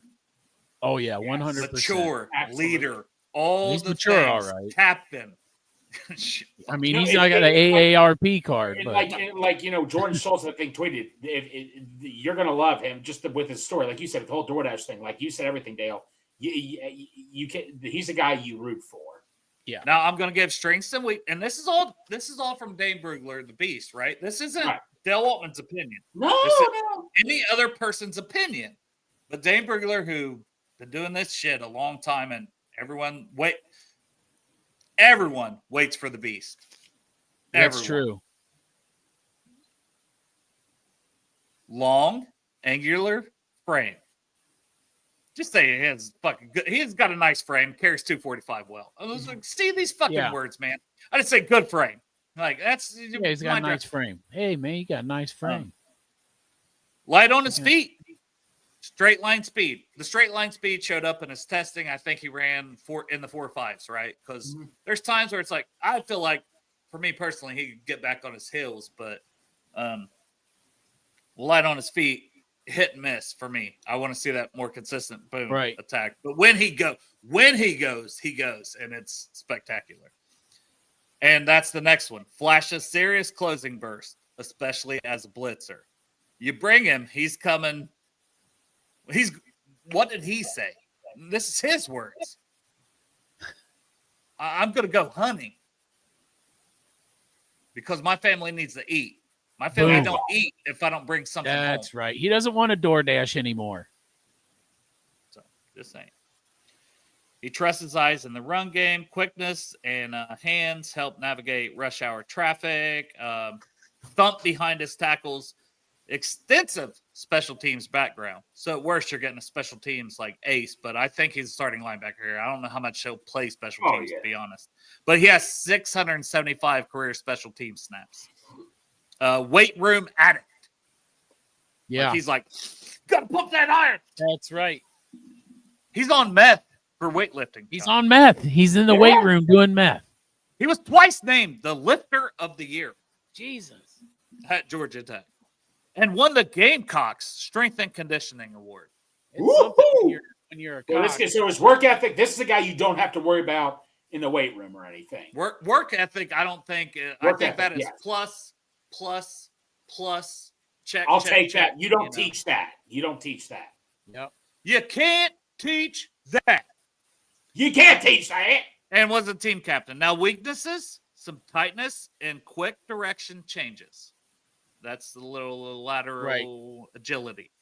We'll take the cheese on play fakes and misdirection. Shit. Play action, basically, is what that's saying. He takes the cheese. He gets tricked. Can be attacked in man coverage when stuck on an island. Doesn't anticipate enough to be a playmaker and pass. Good thing defense. I've heard Al Golden doesn't like play man very much. Basically, every knock that he has on him is he don't think he's a great cover guy. Well, I said that last statement I said sarcastically because I heard that Al Golden plays a lot of man. His linebacker. I mean, I heard that from our CEO, Dustin Croft, right? Or is it Divine? One of them said, I think it was Dustin Croft said that Al Golden plays a lot of man. Nope. It's the wide arms from now on. Why does your neighbor just say Pratt? What's that mean? Wade says maybe he thinks he's Pratt 2.0. Oh, geez, we're doing it again. Hands are up. All right. It was. No, I did it myself. Well, I don't think he's Pratt 2.0. I think he's going to be better than Pratt. I think Pratt was a very good third-round pick. I guess that could be the argument, right? Pratt was a third-round pick. A lot of people thought Demetrius Knight should have been a third-round pick. But so I did hear one of the I trust Al Golden with linebackers. That's my listen. Here's what Chris Sims said. That Chris Sims said that Jahmyr Gibbs was not a first-round pick, but fucking Lions, they saw vision and they went up and grabbed him. And guess what? He is now. He's a fucking first overall pick, is what he was saying. Oh yes, you know the way it panned out. So if you got your vision and you got your guy, and you know that's your guy, and he wasn't going to be there at 81, go up and fucking get him. And so, true. I'm the Bengals optimist, at this time. So I'm looking forward to what could possibly be. That's the funniest shit I heard, that you just called yourself the Bengals. At this point, Bengals optimist, John. at this point, Dale, at this point, because you I can't, agree. Oh my Well, God, I feel like that's what I'm coming off as. Like, well, this guy, he's sucking the fucking front office's dick. And it's like, Usually I'm the one that gets no. accused of being the optimist here. It's like, it's literally like, I see a different vision, and like, I'm willing to be hopeful every year. This time of year, I am hopeful after the draft. Right. Yeah. I just felt like they kind of should have went 4-2 instead of 3-3 on the draft with the defense and offense with 6 picks. Yeah. No, I can. But I will say Howard crossed the third. But then, we got to get there though. All right. Yeah. Had to refill my run. Got a lot of work to do. We're only on pick 2. I know. But I will say Dane Brugler had him as a 3rd or 4th round pick in his beast, because I want to be honest about, like, he had Shamar Stewart at 9th. He had but me, the better Dane Brugler, the one who doesn't make any money doing this. Right. Oh, did I say that out loud? No. I had him in the 2nd, 3rd round column at 75th overall. Yes, did I think it was slightly higher than I had him on my board? Yes. Was he my best linebacker available? Yes. He was not Dane's best linebacker available. He was linebacker 6 for him. He was linebacker 3 for me. So. Holy shit. I bet he had Barrett Carter over him, didn't he? He didn't. No? He had Barrett Carter at 9. All right. He had some linebackers that, in my opinion, suck. Well, they don't even suck. They're not bad. But he had guys above him that went in the 6th round. I'll say that. 5th and 6th round. So. Yeah. I mean, one of us was closer on their predictions for the. That's true. That's true. One of you had 84. No, Dane Dave Brugler's the best. Yeah. Pickle is up next, and he had him at guard 7, Dylan Fairchild, our 3rd round pick. Hasn't even turned 22 yet. Look And at you this can guy. get your Pickle shirt. Did you know he was named that by Amarius Mims? Right. Amarius Mims Yeah. is the one to give him the nickname. And he's number 63 on the Bengals. There he is. Pickle. Coming I to love guard that the shit. asset. That looks like my jacket. Like, you stole It does the look like your from that. jacket. I had instantly thought of you and your pickle when I made this shirt. Actually, AI made this shirt. I'm not going to lie. I added a little couple things. I had to go in there and fuck with it some, but AI did the majority of the work. Good love job, AI. Good. AI I think also did- AI did a great job. Yeah, AI Good did. job, a good Al. job. Good Yeah. job. Yeah, as Greg calls it, Al. Yeah, Al. I don't Al remember did what we were talking about that time, and I'm like, yeah, this is created by AI, and it's like, damn, Al did a good job. I was like, what the fuck are you talking Yeah, about, right. Greg? I'm like, Al, who the fuck is Al? Yeah. No, but I do like this shirt. That is. I'm going to send one to Dylan Fairchild, I think. Yes. Probably 3X. Go ahead. Yeah. Anyway, that's I in would- the shop. 3X, but stout as a fucking ox. Stay. No shit. Bro. And a lot of this stuff is just about, okay, so I'll start here. For Derek, so when Derek listens to this later on, our other podcast host, who's never on the show anymore, No. maybe one day he'll be back on more. But we Right. love Derek. Either Well, way. he'll surprise you. So in his background information, it says Fairchild is also an avid fisherman and outdoorsman. Derek's favorite player. I know. Immediately Derek's favorite This player. motherfucker probably moving up to Lake Winoka. Probably.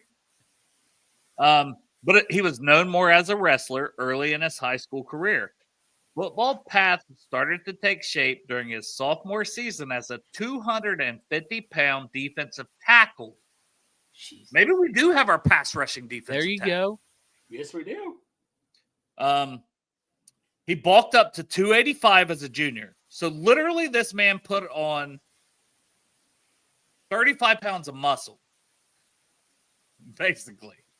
In Damn. 1 year in high school. That's called Because puberty.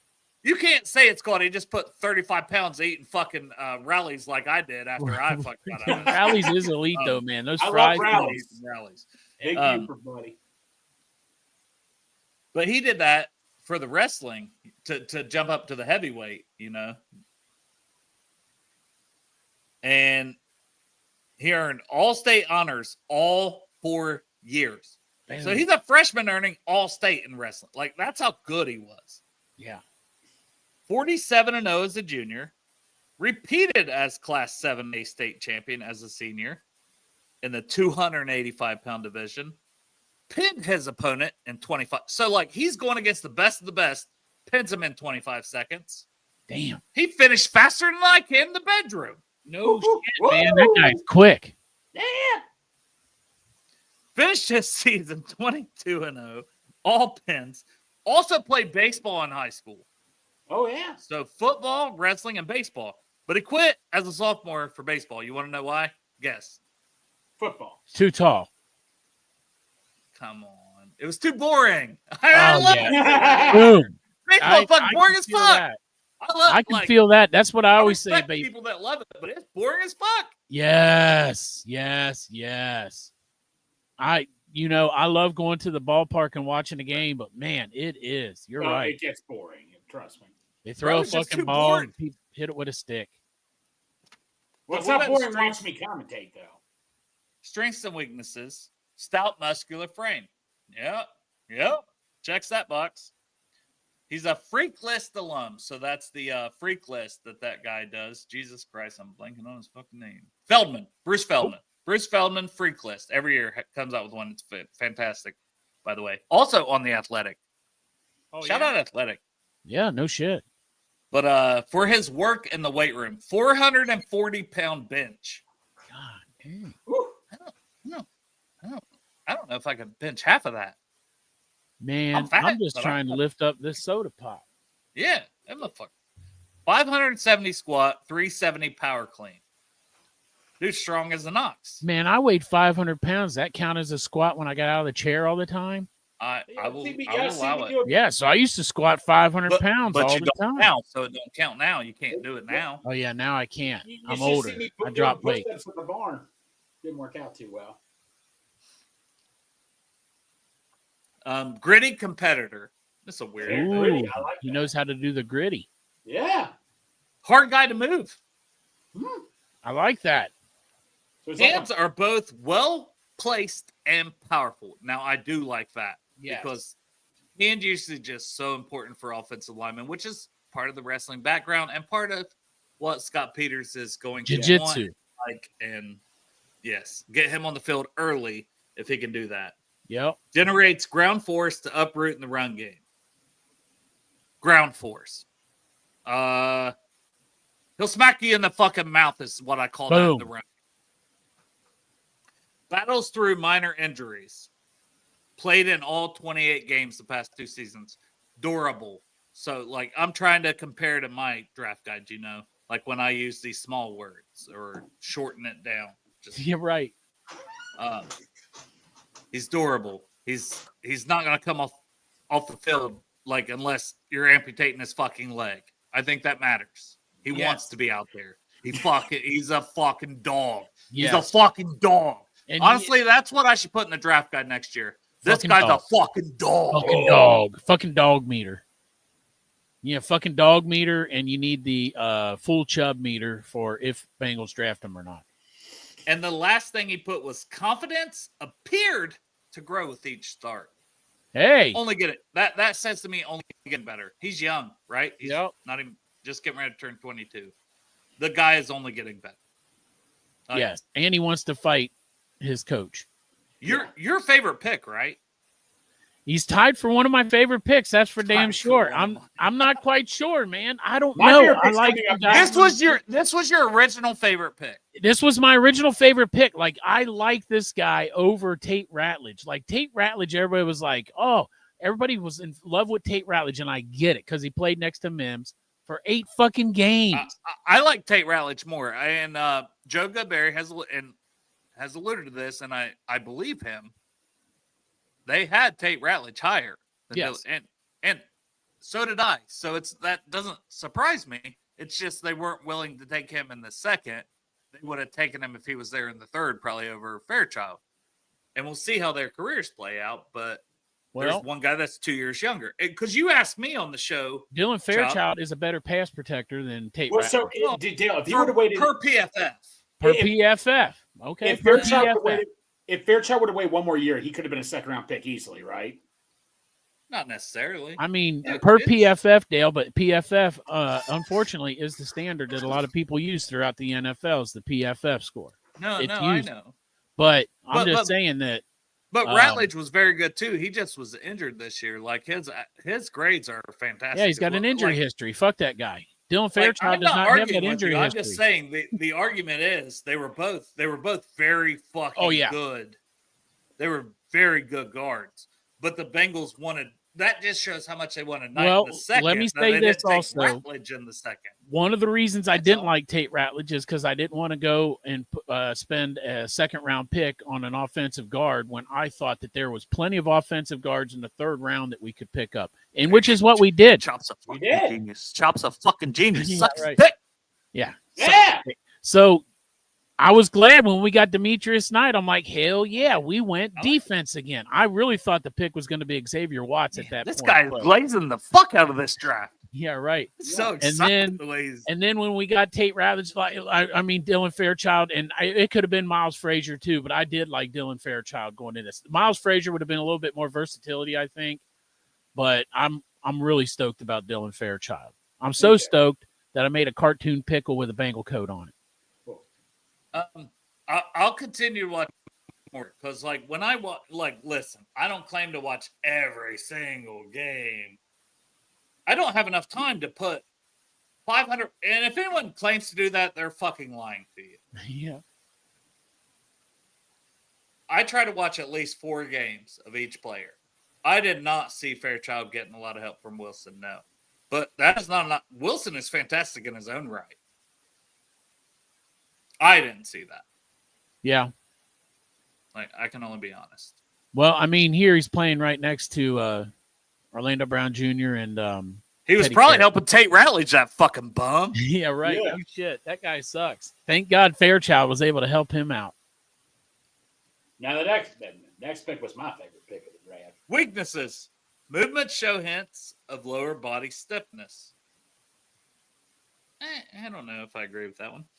Elevated pads into contact. I think that's all offensive linemen. You can watch if you watch enough snaps. You're like your pad like, which is why I put it in the draft guide. To be honest, when I'm just trying to fill space, inconsistent pad level.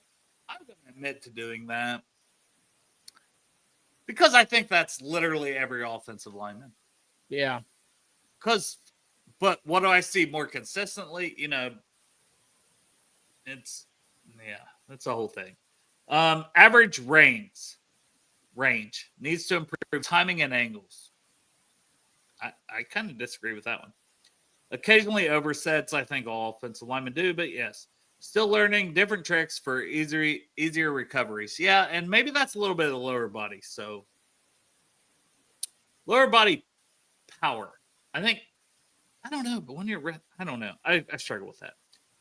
In-game experience at right guard, but all 24 starts came at left guard. So basically saying he's a left guard in the NFL. Mm-hmm. Dale, That's you what he's could playing. type out all your shit and you can just have AI enhance it next time. See what it says. This AI shit or Al is awesome. Yeah. Well, Chop, we might have to try that next year. We have fuck to of it. embrace Al. But you know what I want to try to do? I'm going to try to hammer down in the next 4 weeks. I have a lot to get through, a lot. And I don't know if I have the time to do it. But I would love to give people the entire draft guide if they want to spend a $5 donation to Project Game Day. I wish I could give half of it because I'm close to having half of it done. I'm close to having offense done.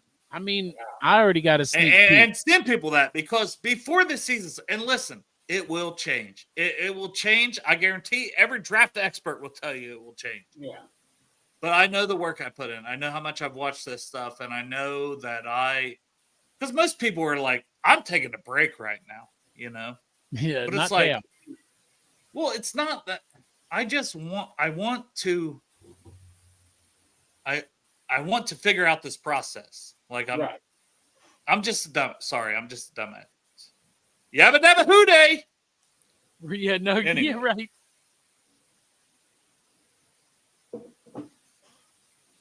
Anyways, Fairchild lacks experience, and it shows at times.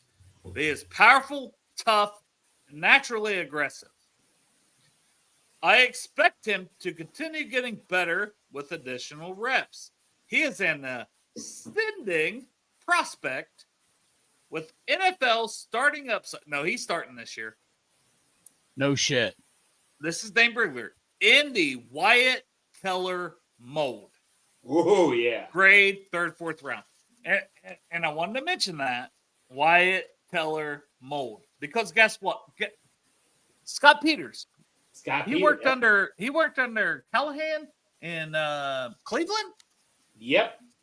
And he's a good looking pickle. Yep. So he worked with Wyatt Teller. Yep. That's why I'm saying, man.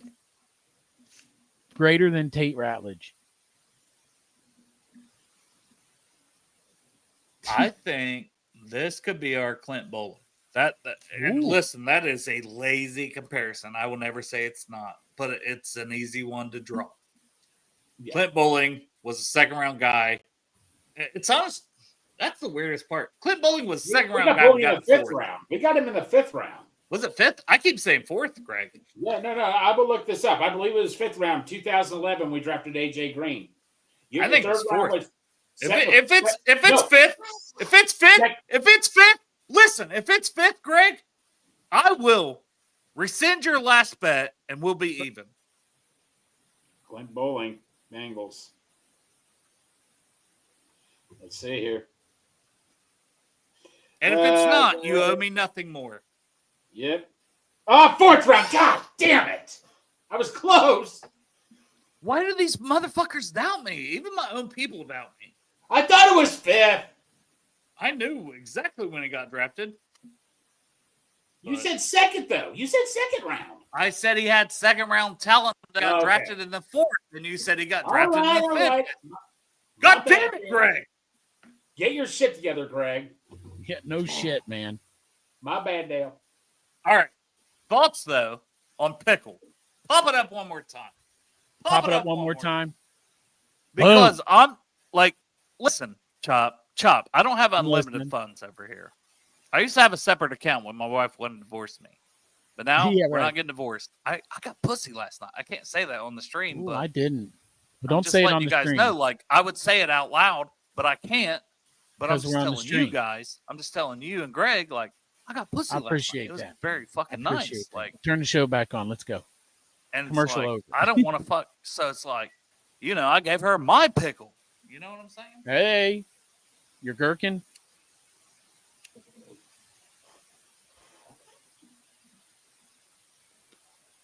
Hello? Oh, shit. We still live? Oh, yeah. Okay. We'll get the pickle shirt. Oh, I knew we were live the whole time. I'm just fucking with you. Oh, yeah, I know. That's the pickle, and he's wearing Dale's Bengals coat. Yes, he is. Yeah. Yeah, because Al created it. Yeah, because Al created it. Thank you, Al. It's available in the shop. Available in the shop, just like every other shirt, only $20. It's no matter what your size. Not just created by Chop, it's also created by Al at times. Chop and Al. Al Chop. Al Chop. Chop Al. AC. Uh-oh. Dale, you gone? No, what? Why would I thought you were gone. No, we still got 3 more picks. Okay, I thought you were in when I was Guys, I'm ripping a fucking heater. Am I allowed to rip a fucking heater? Jesus Christ. I'm ready to rip a heater, too. Mine's not a cigarette. Mine's a poop. No, I thought you guys were going to talk about Dylan Fairchild. I've talked about Dylan Fairchild. Great. I mean, he's my pick over top of Tate Ratledge. I was glad that we got him. No. My top pick for guard. You and Santori told me that he liked Fairchild over Ratledge back in. Which is okay for both of them to be wrong. I still think Ratledge is a better player. No. I would have rather had Ratledge, but Fairchild, I just think, this is my opinion. You guys know more than me, but I just think it's because Fairchild's just a little bit younger. Maybe if he waited a year or two more, he probably would have been the same boat as Ratledge. Who knows? Who knows? He was at Georgia for 4 years, and 2 years he was on the scout team. He didn't travel with the team to away games. But then when he got his opportunity, he never. Are you sensing a theme yet? By the way, Shamar Stewart. He was picked last for dodgeball in 6th grade. Yes. Right. Demetrius Knight, he's having to DoorDash. Right. Like, he's a quarterback recruit. All his coaches leave. He's got to find his way. He's got to grind his entire life. Dylan Fairchild, 2 years on the scout team.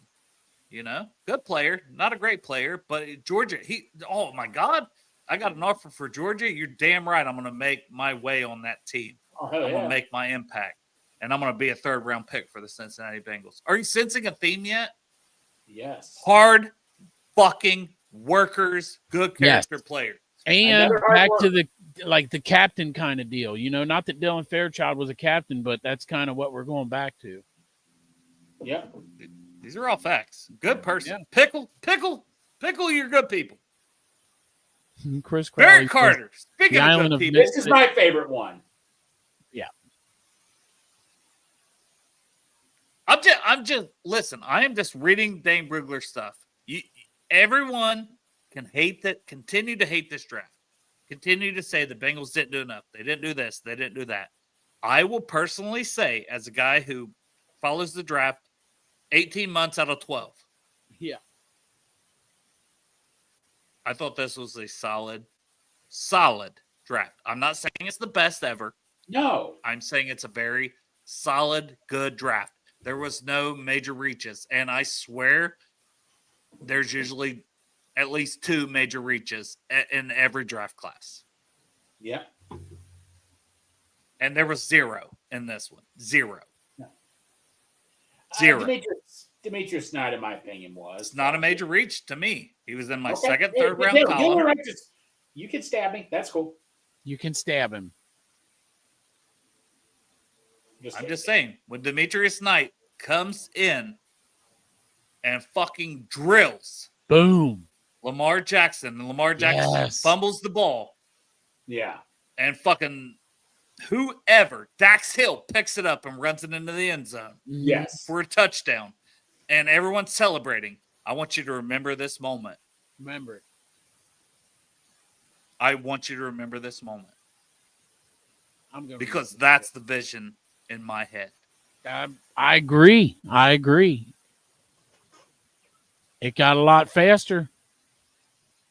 Mm-hmm. And the next pick, I just don't know how we can constantly bitch as a fan base I don't get that it. we either. want.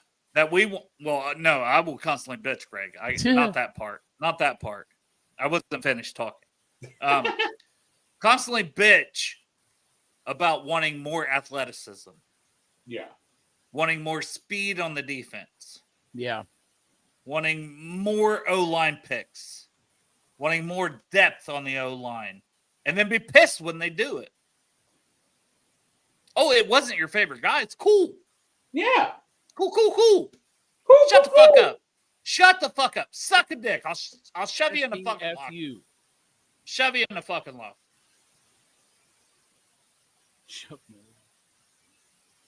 I don't think it was a bad draft. No, If anything, we should have done more in free agency. Is it what I would have expected? Is it what I would have thought it would have been? No, but I'm cool with this. I mean, maybe if they would have, I'm not opposed to the draft either, but the only thing I could think is if they possibly traded back a few spots. Yes. And I think that they did try in the first round No, to pick up an extra pick or two. But other than that, I apparently thought they had draft was great. offers all throughout, and they chose to stick and picks. They have a vision. Well, I got to tell you, if the Lions were trying to move up and get fucking Shamar Stewart all night, then there was a chance at 17 also. So No, I guess the Bengals could have moved back. Yeah. taking like a My Donovan boss as said I got to week, tell you, and though, taking a My Donovan boss as said they had week. opportunities. I'm hoping that, like hindsight, man, we look back on this Shamar Stewart pick and it can be fucking great. It can be super great. It could be the biggest. It's Andrew Whitworth to me all over again. I mean, if he stays healthy, the floor for this guy is going to be a great player for us. Look at his It is dude. literally traits over production, and Mhm. it is boom or bust, right? Yes. Because the people that were like, I hate this pick, are going to say, told you, knows he could be a bust. Yep. And if it's the boom, if he becomes a 10 sack, if he has 5-6 sacks next year, Yes. everyone's going to be like, oh my God. Yeah. Yes. In 1 year, he can flip this around. Oh, he's definitely going to help this year.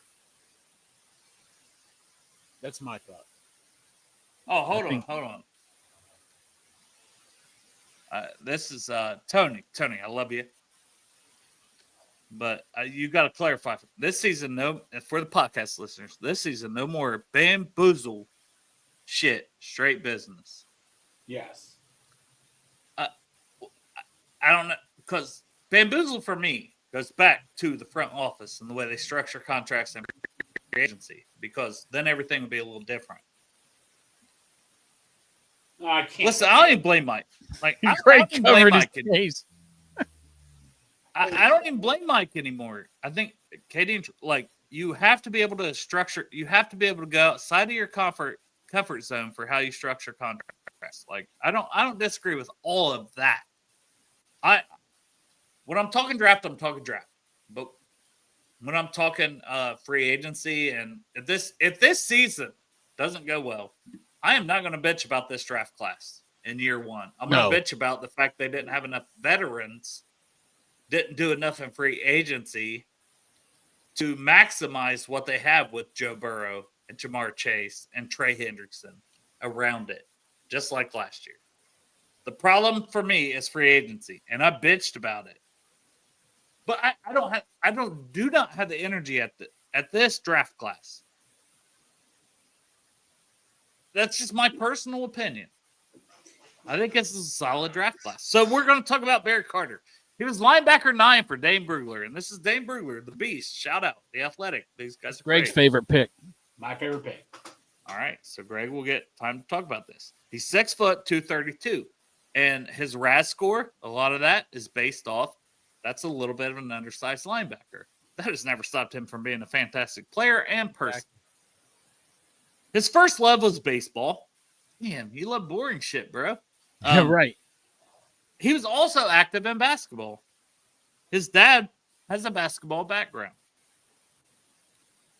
He attended North Gwinnett High School, which that is popping off for me for a reason. Greg, North Gwinnett. Did AJ Green look up the high school AJ Green went to? He might have been South Carolina. Yeah, he was in South Carolina. He was on that. He was on that playoff basketball team where there's somebody that went to North Gwinnett that's been a Bengal. That high school pops off to me for some reason. No, they were known because in basketball they lost the championship. They thought at first to a half-court shot, but it was turned out it got overturned because they didn't get the shot up in time. What the fuck? Chop's like, what the hell's going on? These motherfuckers just spitting random shit. It's a fucking high school. It's a high school. High school. There was somebody from North Gwinnett High School that played for the Bengals that was fantastic. Oh, yeah, I can look that up. Yes. Please look that up as I continue to talk. Notable He initially alumni. played. So Barrett Carter, back to Barrett Carter. He initially played, this is Dane Brugler, the beast. He initially played on the freshman team as a freshman before moving up to Stanford Jennings. Stanford Jennings. Okay. No, there's more than that. There's somebody. Jamar Nesbitt. There's an attorney that went there, but there's an attorney that went there, Dale. Before moving Blake up to Maitland. varsity. That's who you're thinking of. Dustin Fry. Before moving up, he moved up to varsity as a freshman in high school. None of this is very relevant, but as a running back, right? So that shows the athleticism. And Georgia's another good high school place. Yeah, from what I understand, all the best linebackers used to be running backs in high school. Yep. Like Perk. And whoever was there before him, he helped the program as a freshman, as a running back, capture the 2017 7A state championship, first title in school history. He did that. Yep. There's been players come out of there. You can't take it from him. He did it. Also, to point out at AJ Green School, a guy that you got to be looking this up. The guy, Sam Esmail, who he was a producer for Mr. Robot and Homecoming. So, man, interesting high school here. You had me look up. Mr. Roboto? Yes. You told me to look it up, Dale. That's what I was doing. And we took you down the title. We took you down the fucking path. Yeah. Well, that was your fault. Just kidding. But as a senior in high school, Wildcat quarterback, running back, and wide receiver, and defensive linebacker and safety. National Defensive High School Player of the Year. Yeah, he did that. That's Barrett Carter. Yeah. That's who he is. 5-star recruit. They do like these 5-star recruits. You can brush it off. Well, that's high school, but it's the pedigree. It's the potential, good or bad. His final choices for college was Clemson, Georgia, and Ohio State. I mean, he chose Clemson. I guess it's okay since he made it to the NFL. But if he chose Ohio State, he'd be. Well, he did. He also won championships at Clemson. But yeah, 4.63 40. So he's got that straight line speed. Let's get to the strengths and weaknesses, and then we'll get to Greg's opinion of him. But I will try to. So closes on the ball. I actually love this. I need to add more big words in. Closes on the ball like a ravenous predator. Like he's on meth. Yeah. Yeah. I should have just said. Like he's on meth. Chop, I may have to add that in. Yeah, closes on him like he's on meth. Closing speed like a meth addict. Like a meth head, yes. Yeah. Yeah, but better teeth. And a whole sentence, but range, because he's got sideline to sideline speed. Right. Able to slam on the brakes mid-sprint to corral cutback angles. That's the lateral agility. That's the able to break down. Some of the stuff Shamar doesn't do as a defensive end when he gets there. This guy's able to do it. Like, you can show him.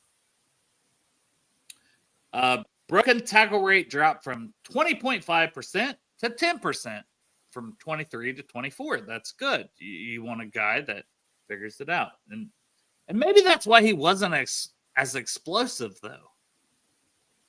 He was not as explosive on tape this year that I watched compared to the year before. I'll be damned. So that's like, his missed tackle rate's better. Do you want a guy that has a higher missed tackle rate, but he's flying around and creating havoc? I think I kind of do. Yeah, you just want to get that and try to coach it up, man. I don't want a guy to, like, play slower. Stop throwing off that shirt. No. Rarely leaves the field. He played 93 defensive snaps against Pitt this season. 93, lot, man. 93. He just doesn't come off the field. The only guy that plays more snaps than him is Travis Hunter. Yeah. So you talk about a 3-down linebacker. He's a 3-down linebacker. He's a 4-down linebacker. Shit, that guy's here on special teams. Now, we ain't getting 4th down. No shit. Was a regular on punt coverage each of the past 3 seasons. 360 career punt/kickoff coverage snaps. Special teams. And as a embrace the veteran role, his defense coordinator said, no one's more respected. No one. And I promise you, for next year, Clemson, if they're not in title contention, they fucked up. Like, Clemson will be in the college football playoff. Yeah. They're stacked next year. Stacked. But he was the leader of that team. And he missed only 2 games. He missed only 2 games because of injury during 4 seasons with 52 games played. Hey, Dale, Brew Crew coming through for us again. Jungle Jerry says CJ Uzama, selected by the Bengals 5th round 2015 draft out of Auburn, played for North Gwinnett. Jungle Jerry's the man. Yep. Did you guys talk to Jungle Jerry at the event? I think I don't recall talking to him. He's very busy. I love Jerry. I love Jerry so much. He's a good dude. I was busy doing things there, Dale. I was working. Oh yeah, Yeah, me too. Yeah, right. Yeah, Right. me too. And, oh, shut the fuck up, Greg. You were working on something. Yeah. Well, I was working serving on mac and Jimmy's cheese. sister, motherfucker. No. Just keep going. Just keep going. Well, I was helping out someone who. Let's just go. Proceed. All right. Well, I like the Barrett Carter pick. Greg, Yeah. I'm going to let you talk about the Yeah, Barrett no, Carter Dale. pick, 'cause that was I your looked at your favorite pick. I looked through your draft guide and like I was scrolling through and he just caught my attention. Like you say, he was just undersized and all that and stuff. And you can use him in blitz packages. You can use him in a lot of things. And he just really caught my attention. You can use him for a lot of stuff. What are you doing? I was going through my notes. Well, you're licking. You had your tongue out. I'm like, what the hell are you doing? I thought, but Chop put his head down. Why did you have to see it? I wanted Chop because I was to see typing it. Chop, I something. did this. Greg's seen it, but I wanted you to see it. I was going to go. Ooh, nice. Don't get a paper cut. Yeah, but no, he's got I the put length. something. I had to type something in our private chat. But That's what I Dale, was looking the down. hurdle he did over that one tackle, that was ridiculous. I mean, it's this not kid freaking, is a fight. yeah. He's got a 4.0 GPA. Another He's team a running back, you know. all You this tell shit. me if it's a coincidence we're getting these team players, these smart GPA guys, these leaders. You tell me if that's a big coincidence. No, going back. I mean, that's the Burton effect. I think part of it. You know. No. I will disagree there a little bit. The only reason, Chop, And all that because and this stuff. is what they did when they brought in Logan Wilson and all. Like they were like that is a Zach Taylor thing. They went outside their comfort box for Jermaine Burton. That's what I'm saying. And that was a know, mistake. It's part of it. And now Right, they're back. but- Now they're back Yeah. to drafting these high character guys because they're like tested it out one time, and they're like, Well, they're this- like, what's the ones that work out that we can work with that we can at least have a role for? yeah, That will show up for practice when they're about to have their biggest moment in life. And Yeah, I don't won't want to get shit kicked on out of their Jermaine Burton too apartment much, but twice. God, that guy is literally like, bro. Shador Sanders, we talked about earlier with the Browns. If he don't get it now, and if Jermaine Burton doesn't get it now, he's never going to get it. Honestly, I'm surprised they kept him this long. They didn't take a receiver. He's got every opportunity to become the talent on the football field. it's that he Mike is. Brown. Mike Brown has got a bleeding heart for these kids. Like same thing with like rest his soul, Chris Henry. You know what I'm saying? He was a troubled kid, and Mike Brown loved that guy. Like Chris Mike Henry was Brown, 10 Chris he Henry likes was the 10 project. He likes taking in these wounded kids with character issues and then trying to make them better. Chris Henry was 10 times the player. Oh, I'm not saying like the skill level. I'm just saying like he was troubled. Yeah, I don't even think that's Mike Brown. I think they were all fired up about Jermaine Burton. They should have listened to Nick Saban a little more. Like, yeah, they should have actually just saw the draft guide. right. And listen to me and you talk about it. I said it one was- player. You said one player in the entire draft guide. Yeah, they won't take. They prove me wrong.